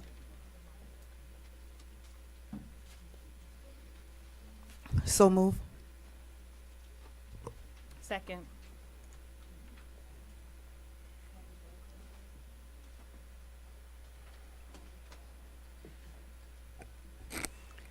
I have a motion made by Councilwoman Estimate Irvin to approve the item at tab Q. The motion was seconded by Councilwoman Timothy. Councilwoman Estimate Irvin, how With do you the vote? amendment of, Of the 110 feet. no. Whatever Do you the have, applicant- no, let me make sure you keep your motion? So, Yes. I mean, I keep my motion, but my biggest thing is well, it doesn't really matter at this point because they said something and now it's changed. So it doesn't really matter at this point. Just to clarify, there wasn't a motion previously stated. right, that's what I'm wondering. So, And so this motion, it was just simply said that, Okay, that's when we don't. you know, we you're need moving that the in. item, but nobody, so I'd like to make a motion with all of the amendments that the applicant suggested, just to be clear on the record. No, but what will we come up with the motion if the maker of the motion don't wanna? I'm the one making the motion. There was not a motion made, Mr. Mayor. I understand that, but all those points is because he came with it. If he's not gonna support the motion, why will you bring the motion at all? Because, Mr. Mayor, there, Okay, go ahead, go ahead. I mean, I'm just trying What to is the understand. motion? We asked for a motion and I just. Yeah, but if moved he it. said all those change that he asked, he's not gonna stand by them, what is the purpose of making the motion at all? That's all I'm saying. If you wanna make it, it's fine. Right now, my only issue is during the luncheon, they had said about the entrance. I didn't pay any attention to it because I figured that was settled. I didn't, that it would be off 123rd Street. I even asked them, can they please, put it as an emergency entrance, emergency. That's as compromising as we could be. They said no. So, I mean, they said that during the luncheon. So that was it. Emergency entrance. Yeah, that's what entrance, emergency entrance. okay, so look, give me 1 second.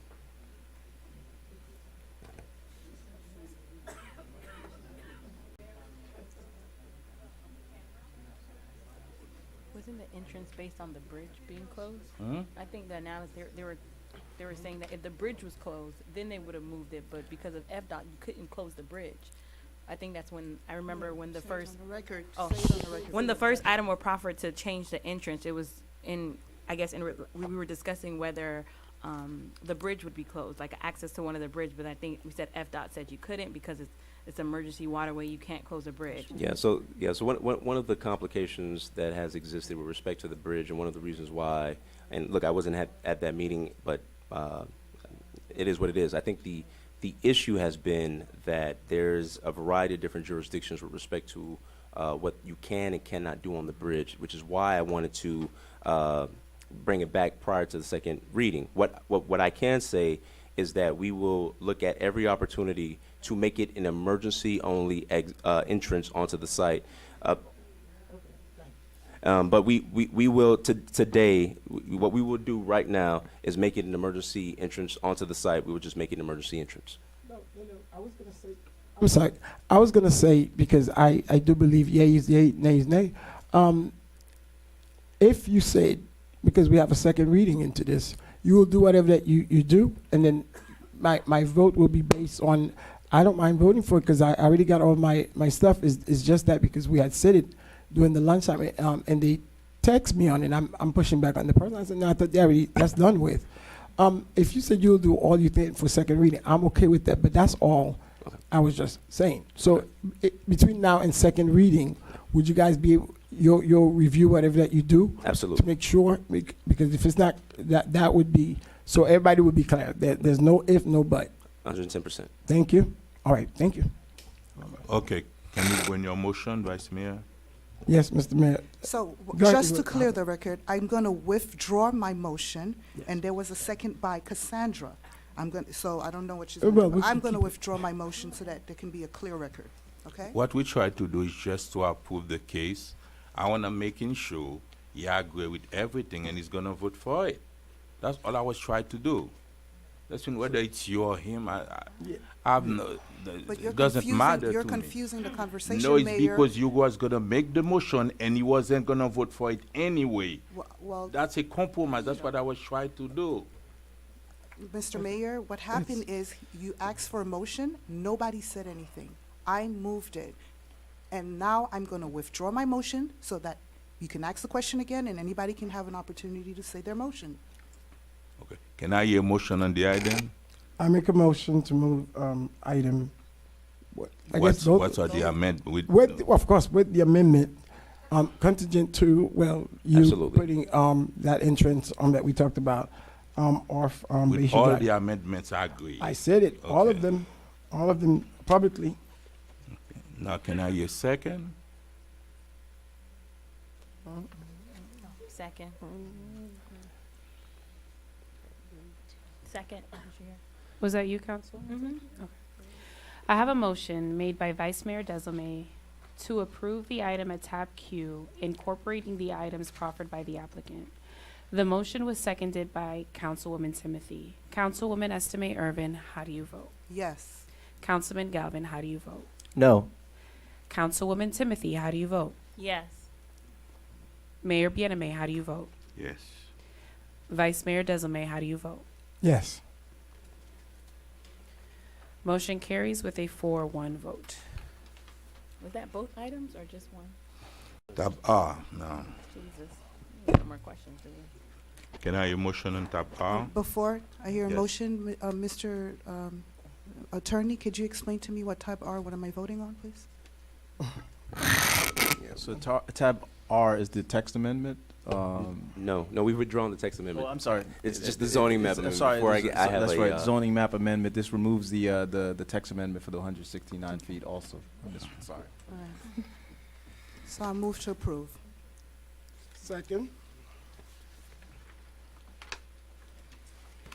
I have a motion made by Councilwoman Estime Irvin to approve the item at tab R. The motion was seconded by Vice Mayor Desilme.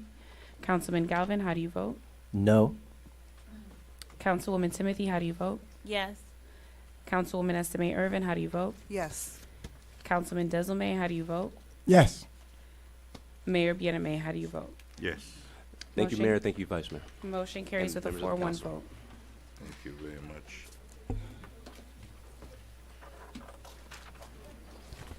Okay, nice tab P, right?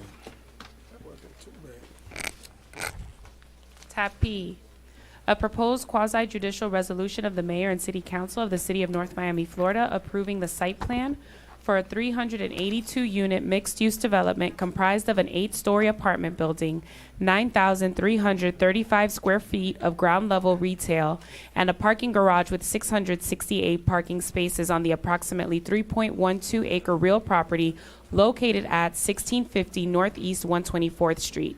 Identified with Miami-Dade folio number 06-2229-007-0630, in accordance with Article 2, Division 7, Section 2-701, and Article 3, Division 2, Section 3-204 through Section 3-206, and Article 3, Division 3, Section 3-302 of the City of North Miami Code of Ordinances.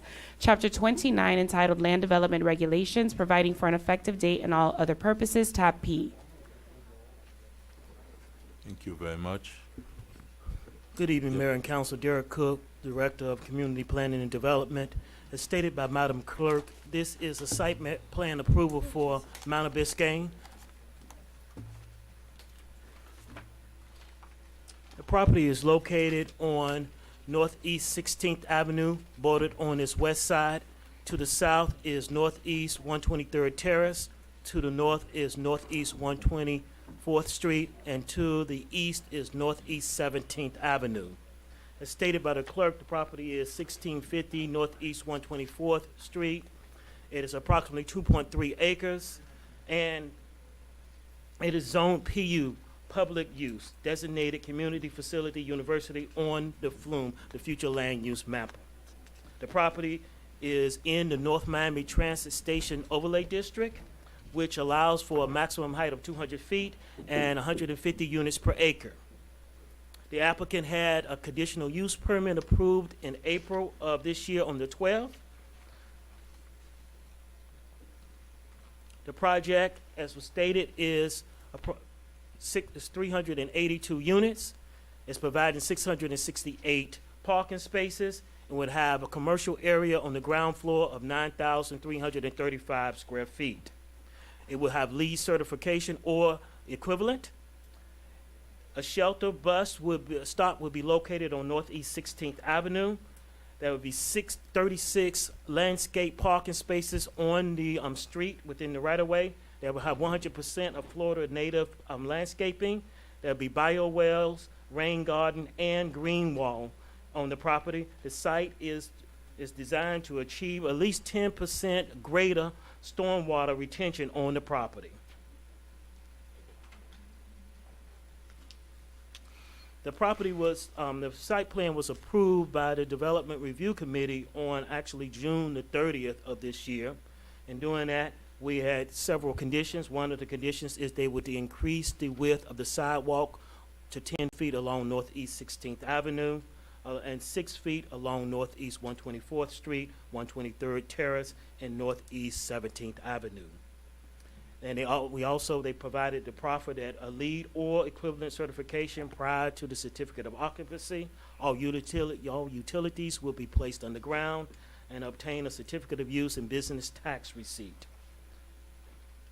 The applicants would need to apply for a building permit by March the 1st of 2024. That's our presentation.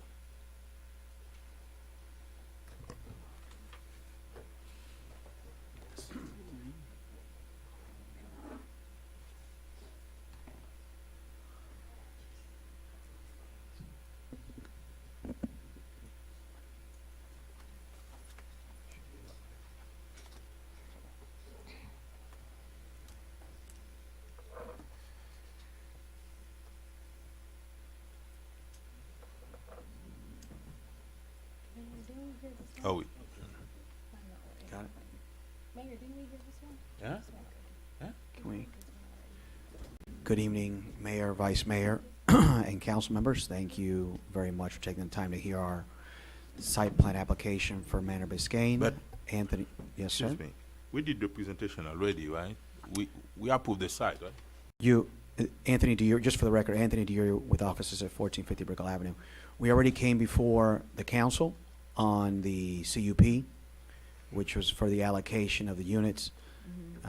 We're just before you today on the site plan approval. DRC has reviewed every component of the project, and if the council's prepared to motion on the site plan, of course, we can allow it to occur, or I can go through the presentation, whatever is to the pleasure of the. We had the presentation already. Let's open it to the public. Thank you. Public hearing is open on tab S. Hi, everybody. Is the mic on? Yeah. Sarah McDevitt, 14490 Northeast 10th Avenue. Lots to like about this project. I really appreciate all the attention to detail with natives, etc. The only thing I want to bring up, and I think that it's been mentioned before, 16th Avenue has bike lanes. The bike lanes are, supposed to be protected bike lanes, and the plan as shown does include parallel parking on 16th Avenue, and I would really like to encourage council to request that those be removed because it is really dangerous to have parallel parking adjacent to protected bike lanes. So that's my only comment, and thank you. Thank you very much. Public hearing is still open on tab S. Public hearing is now closed. Do we have any? Right, so I'd like to disclose ex parte communication that I've had. Just want to put that on the record with the applicant. Is there any other question? You want to address the bike lane and also address the parking as well? I know, was there any leeway made with parking with the businesses? Sure. So what we did was, really the only comment we had during the CUP process was in regards to the parking as it existed today on 123rd Terrace. And really what it boiled down to when we met with the neighbors was the fact that the retailer, the particular retailer could park there and there was no metered parking throughout the day. And so obviously it's an incredible convenience for them. I know the city's that's a bigger question for the city to address in regards to its citywide parking program and potentially how they're going to deal with that. But in regards to this site, we added 14 on-street parking spaces to address that. That's not inside the building, that's outside the building on the street. So that is a significant increase. And then within our facility, we'll have 90 spaces for our retail. And so it's an incredible disincentive to park on the street if you have sheltered parking that directly connects to the retailers within our facility, no rain, no sun, and it'll always be free. I understand you may be revisiting that as a city regarding your parking program, but we've done everything possible to respond to that request by adding both on-street and off-street parking to address that concern. Thank you very much. Thank you very much. If there is no questions. Move approval. Second. Before Madam Clerk, just disclosure, I did speak to the applicant as well, and I forgot to disclose prior to the other thing. I did speak to the item. Thank you, Councilwoman. I did speak to the applicant as well and the homeowners. Thank you. Okay. I have a motion on the floor and a second. I have a motion made by Councilman Galvin to approve the item at tab P. The motion was seconded by Councilwoman Estime Irvin. All in favor? Aye. Any opposed? Motion carries with a 5-0 vote. Wait, shouldn't it be roll call? Oh, yes. It's quasi. It's a resolution? Oh, Why is sorry. it under quasi? Yeah. Thank you all very much. Have a Yeah. fantastic evening. Thank you very much. Tab C. A proposed quasi-judicial first reading ordinance of the Mayor and City Council of the City of North Miami, Florida, amending Volume 1, Goals, Objectives, and Policies of the City of North Miami 2036 Comprehensive Plan, specifically by amending the official 2036 Future Land Use Map to extend southward and eastward the boundary of the Special Development and Transit-Oriented Development SDTOD Overlay District by 3 parcels of real property totaling approximately 9.86 acres in size, located at 1890 Northeast 146th Street, folio number 06-2221-006-0100, 2000 Northeast 146th Street, folio number 06-2221-005-0010, and 14401 Northeast 20th Lane, folio number 06-2221-005-0020, to encourage compact, mixed-use, transit-oriented development in accordance with Section 166.041, parentheses 3, parentheses, capital C, Florida Statutes 2021, and Sections 3-1002, 3-1003, 3-1005 through 3-1007, and Section 3-302 of the City of North Miami Code of Ordinances, Chapter 29, entitled Land Development Regulations, declaring the zoning map amendment to be consistent with the City Comprehensive Plan, further authorizing the city manager to do all things necessary to effectuate the amendment to the future land use map, providing for repeal, conflicts, severability, codification, and for an effective date, tab S. If I may, Madam Manager and Mr. Mayor, tab T is a companion item to tab S. If you may. Tab T, a proposed quasi-judicial first reading ordinance of the Mayor and City Council of the City of North Miami, Florida, amending Chapter 29 of the City of North Miami Code of Ordinances entitled Land Development Regulations, at Article 1 entitled General Provisions, specifically at Section 1-106 entitled Official Zoning Map, to extend southward and eastward the boundary of the Special Development and Transit-Oriented Development, SDTOD, overlay district by 3 parcels of real property totaling approximately 9.86 acres in size, located at 1890 Northeast 146th Street, folio number 06-2221-006-0100. 2000 Northeast 146th Street, folio number 06-2221-005-0010, and 14401 Northeast 20th Lane, folio number 06-2221-005-0020, to encourage compact mixed-use transit-oriented development in accordance with Section 166.041, parentheses 3, parentheses capital C, Florida Statutes 2021, and Sections 3-1002, 3-1003, 3-1005 through 3-1007, and Section 3-302 of the City of North Miami Code of Ordinances, Chapter 29, entitled Land Development Regulations, declaring this zoning map amendment to be consistent with the City Comprehensive Plan, further authorizing the city manager to do all things necessary to effectuate the zoning map amendment, providing for repeal, conflict, severability, codification, and for an effective date, tab T. Good evening, Mayor and Council, and Madam C. Derek Cook, the Community Planning and Development Director. Thank you, Madam Clerk. As stated by the Madam Clerk, you have 2 items before you to extend this Special Development and Transit-Oriented District, which includes the Land Use Map Amendment and the Official Zoning Map. As you can see by the map, the parcels that are in consideration are located along Northeast 146th Street, and you have along Northeast 20th Lane. One of the parcels that is on the west side of Northeast 20th Lane is vacant. The 2 parcels that are on the east side of 20th Lane are occupied with Desert Lands Park. As stated, this is the extension of the boundary for the SDTOD that was adopted by on September the 10th of 2019, so most recent. This is part of our overlay districts. The subject properties are 3, totaling approximately 9.36 acres. As was stated on the record, you have 1890 Northeast 146, 2000 Northeast 146, and 14401 Northeast 20th Lane. The current future land use on the property is industrial. The maximum height for the property is 55 feet.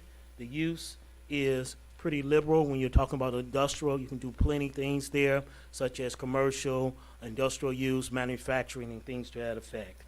The extension of this SDTOD will expand the allowable uses to include residential and a wider variety of commercial uses. The maximum height in this SD is 200 feet, and you have 150 units per acre. The Planning Commission did recommend approval at its meeting by a majority. The next step, if council so choose to move on this item, will be a second reading on the 27th of this month. After that reading, it'd be effective 31 days after that for the future land use map. As it related, the same holds true for the official zoning map. The only caveat to that is you're looking for within 10 days after the approval that it would be codified once you on second reading on the 27th of this, and it includes the same properties. Thank you. Thank you very much. Let's open it to the public. Public hearing. No. I don't know if you need any comments, but just on behalf of the applicant, we appreciate we agree with the staff's report, and we appreciate the city's support for this project. We would note that we want to thank the city for the creation of the SDTOD in these special districts. It's created an opportunity to alleviate traffic congestion by letting people live, work, and play in the same neighborhood. And in addition to allowing people to live, work, and play in the same neighborhood and develop wonderful neighborhoods and alleviate town-wide traffic congestion, this also serves to assist in alleviating the serious housing crisis, and it allows you to take industrial properties and create additional options, including additional commercial options and including much-needed housing options. So this is the perfect opportunity to do that. I would note most of the surrounding parcels are in it. I think this piece of property is ideal for this usage. I think it's an enormous benefit for the city in terms of providing additional housing options, additional residential units that are needed, and additionally helping to alleviate, presenting options to alleviate traffic congestion. If you look at the purpose of the SDTOD, it has the name of this parcel on it. This is the type of industrial parcel the city wanted in it, and there've been many discussions. I want to thank the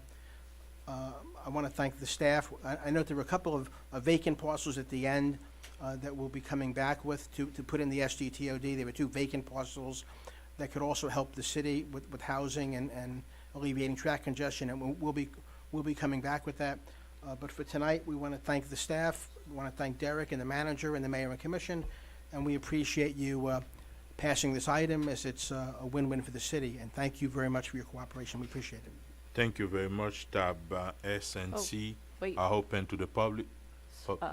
Yeah. Just quickly Public again, Sarah hearing is open on tab S and C.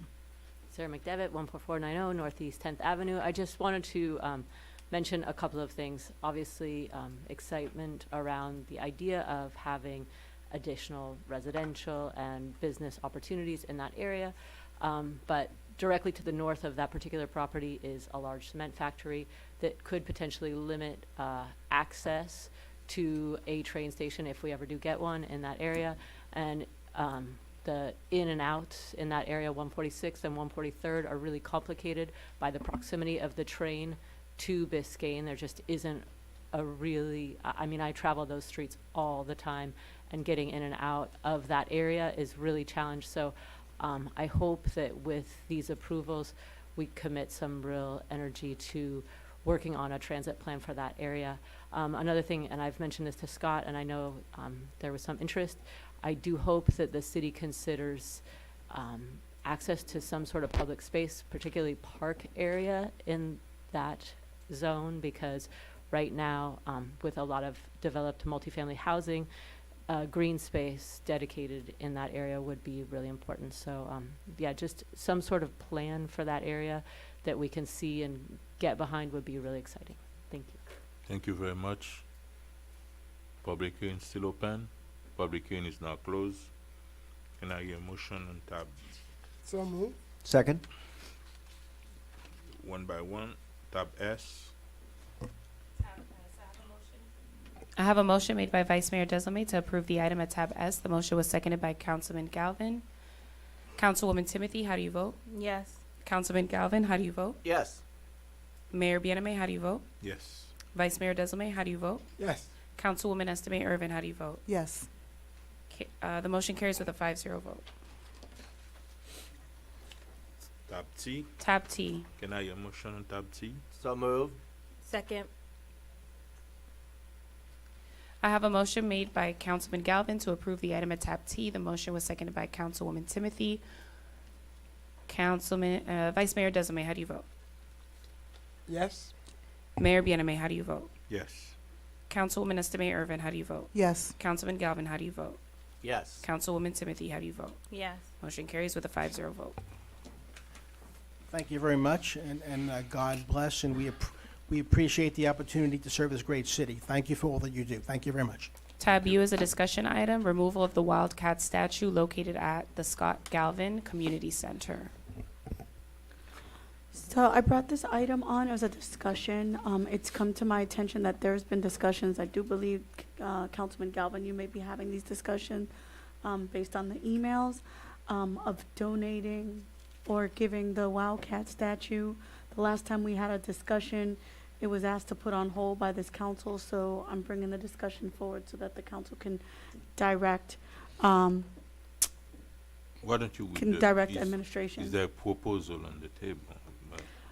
I didn't receive a proposal. The proposal is to replace the Wildcat with a water fountain.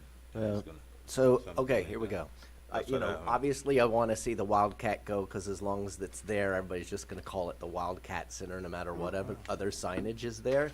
St. Thomas University, and remember the statue is technically owned by Mr. Tate, not by us, so we wouldn't be making any type of donation. Mr. Tate would theoretically be making the donation. St. Thomas University contacted me. They're the Bobcats, and they feel that the statue, I guess, is close enough to the Bobcat that they're willing to remove it at their cost and everything else. But to the mayor's point, it would be replaced with some yet to be determined landscaping, because St. Thomas said to me, we don't want to spend $500,000 on a water feature to get a donation that's worth $500,000, so to speak. I just made those numbers up. Yeah. And Parks director had expressed to me his concerns that a water feature would have a lot of maintenance issues and things like that. So, if we theoretically if the future council wants to come back and look at a water feature in the future, that's up to y'all. But for now, I'm just hoping to get the statue out of there and get it, and not just leave a giant hole, but to put some landscaping in. So I know I reached out to the artist who created the Wildcat statue in commencement of Johnson and Wells' anniversary some years ago, and it was quoted at $470,000, the bronze and the marble.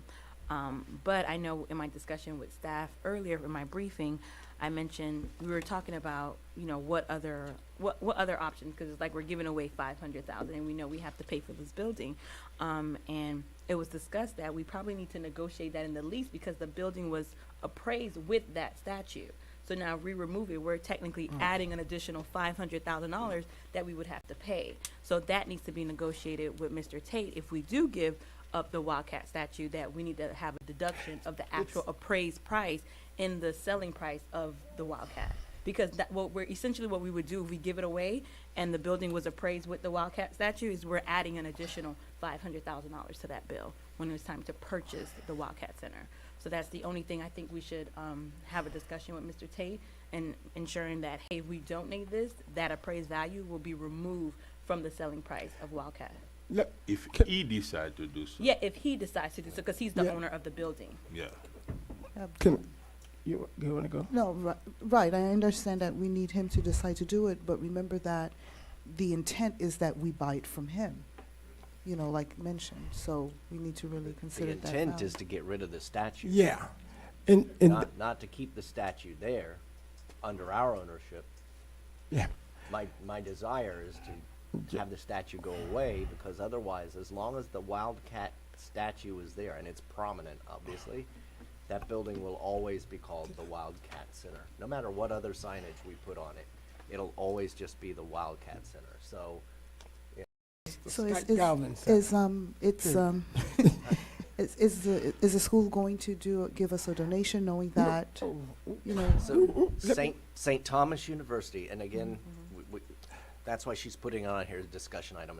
It's a work in progress. St. Thomas University will pay for, if Mr. Tate donates the statue. That's what I'm saying. They will pay for its removal, you know, transportation, removal, all efforts that are needed, and then they would come back and put in some landscaping to be determined.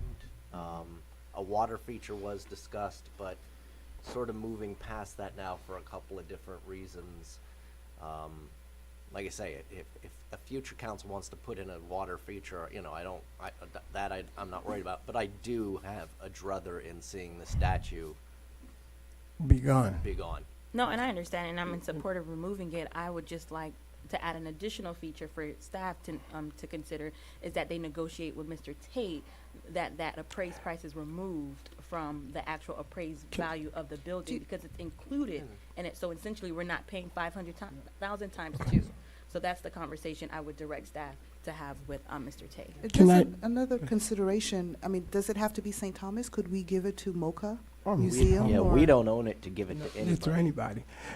Not for 3 to whatever years. If I may, and Mr. Tate, I'm sorry, Mr. Tate, I believe is an alumnus of yes. St. Thomas, and that's Oh, sort of I how didn't it's know. all coming. I was gonna, hey, all right now. You know, See, I was, mean, obviously, we could negotiate with Mr. Tate to give it to MoCA if MoCA wants it. Hi, Shauna. no. Like that's all thing. I'm I coming honestly, I don't care who gets it, Well- as long as it gets out of there. Oh my God, Scott. If I may, Mr. Mayor, full disclosure, I am also an alumni of St. Thomas. I didn't know Mr. Tate was, and a while back, the president and a couple of folks did reach out and said that, and I did tell them that you were, and this was prior to you naming, or the building was naming after you. Said they would talk to you, and I think I forwarded the email to the manager at that time, because I thought you had, you know, we had the rights, whatever the case is.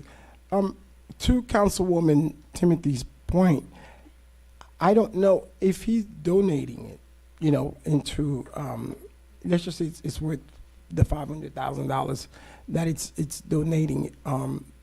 So I don't know, is that, if he's donating it to St. Thomas, let's just say, would that be a fair thing for us to, you know, we just having that discussion. Yeah, it's the first time I've heard the suggestion. I think it's certainly worth broaching with them to see what, Yeah. you know, what it might mean.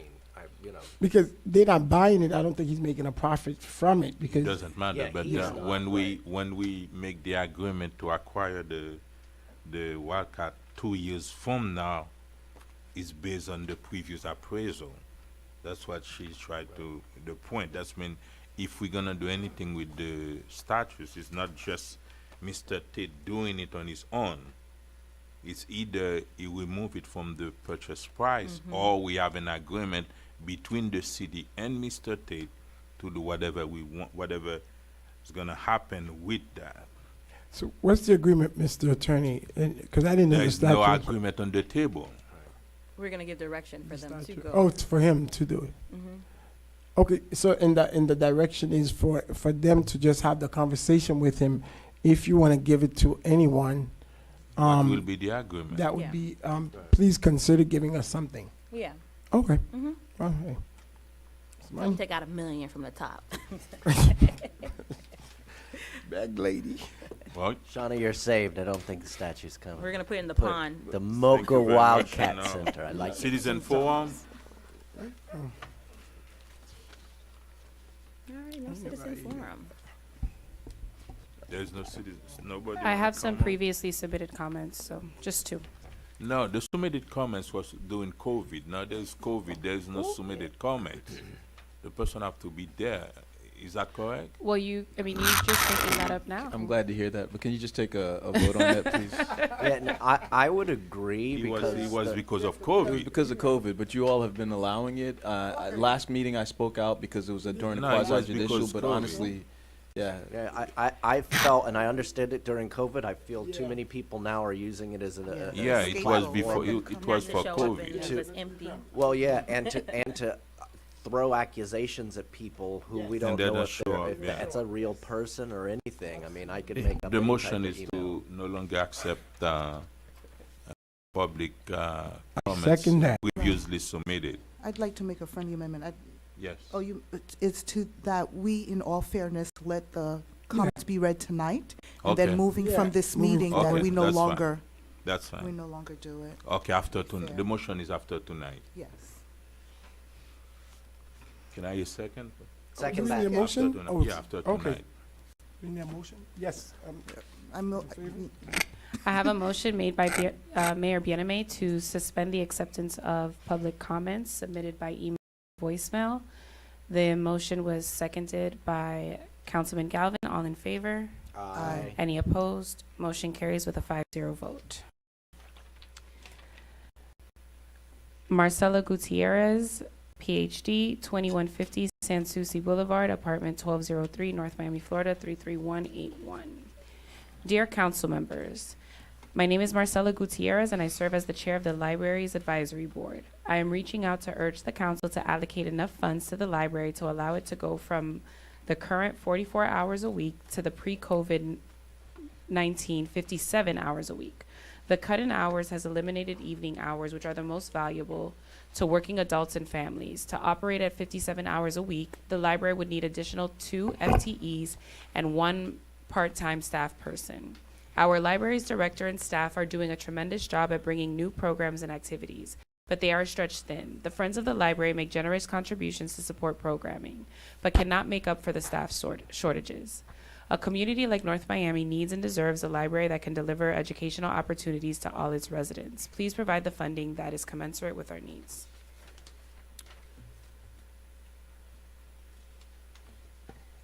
Evelyn Canella, 1655 Northwest 127th Street, North Miami, Florida, 33167. If this hearing is about increasing the budget, I do not agree. I also need more elaboration on what the funds will be used on and which department they will be allocated to. Instead of using those funds we have available in the utility and sewer department, we should use it on lowering the water bill for all citizens, which is extremely high. And that is it. Thank you very much. And now council reports. No reports. No report. No report. No report. I can't have no report now.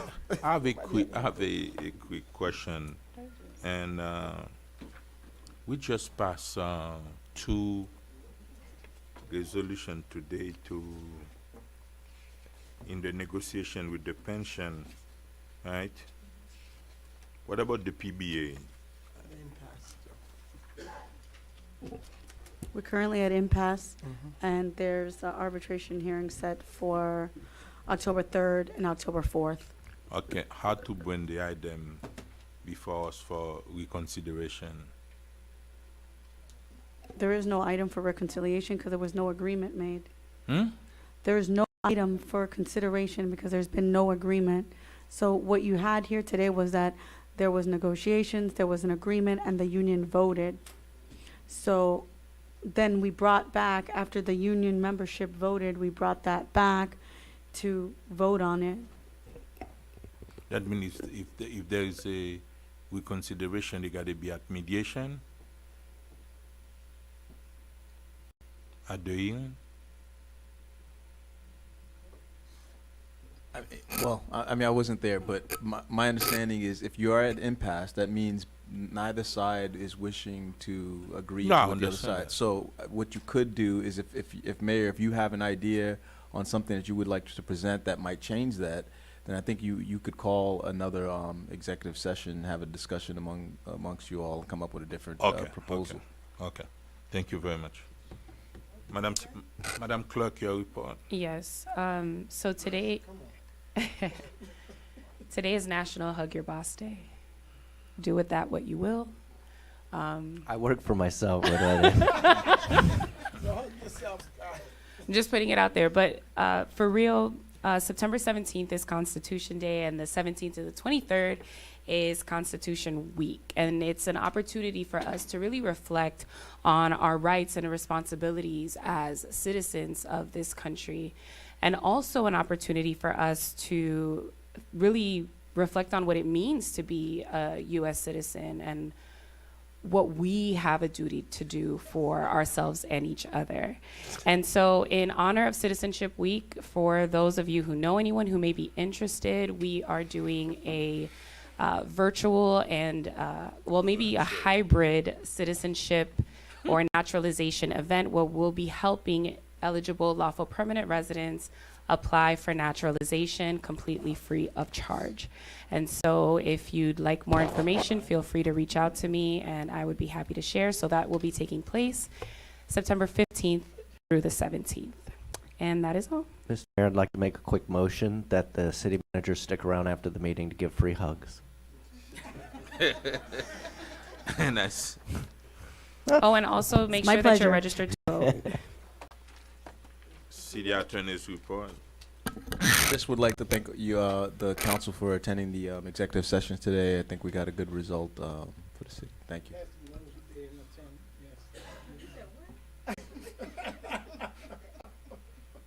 Free hugs only last for 5 minutes, right after the council meeting. No report. Thanks. Deputy City Manager, do you have any report?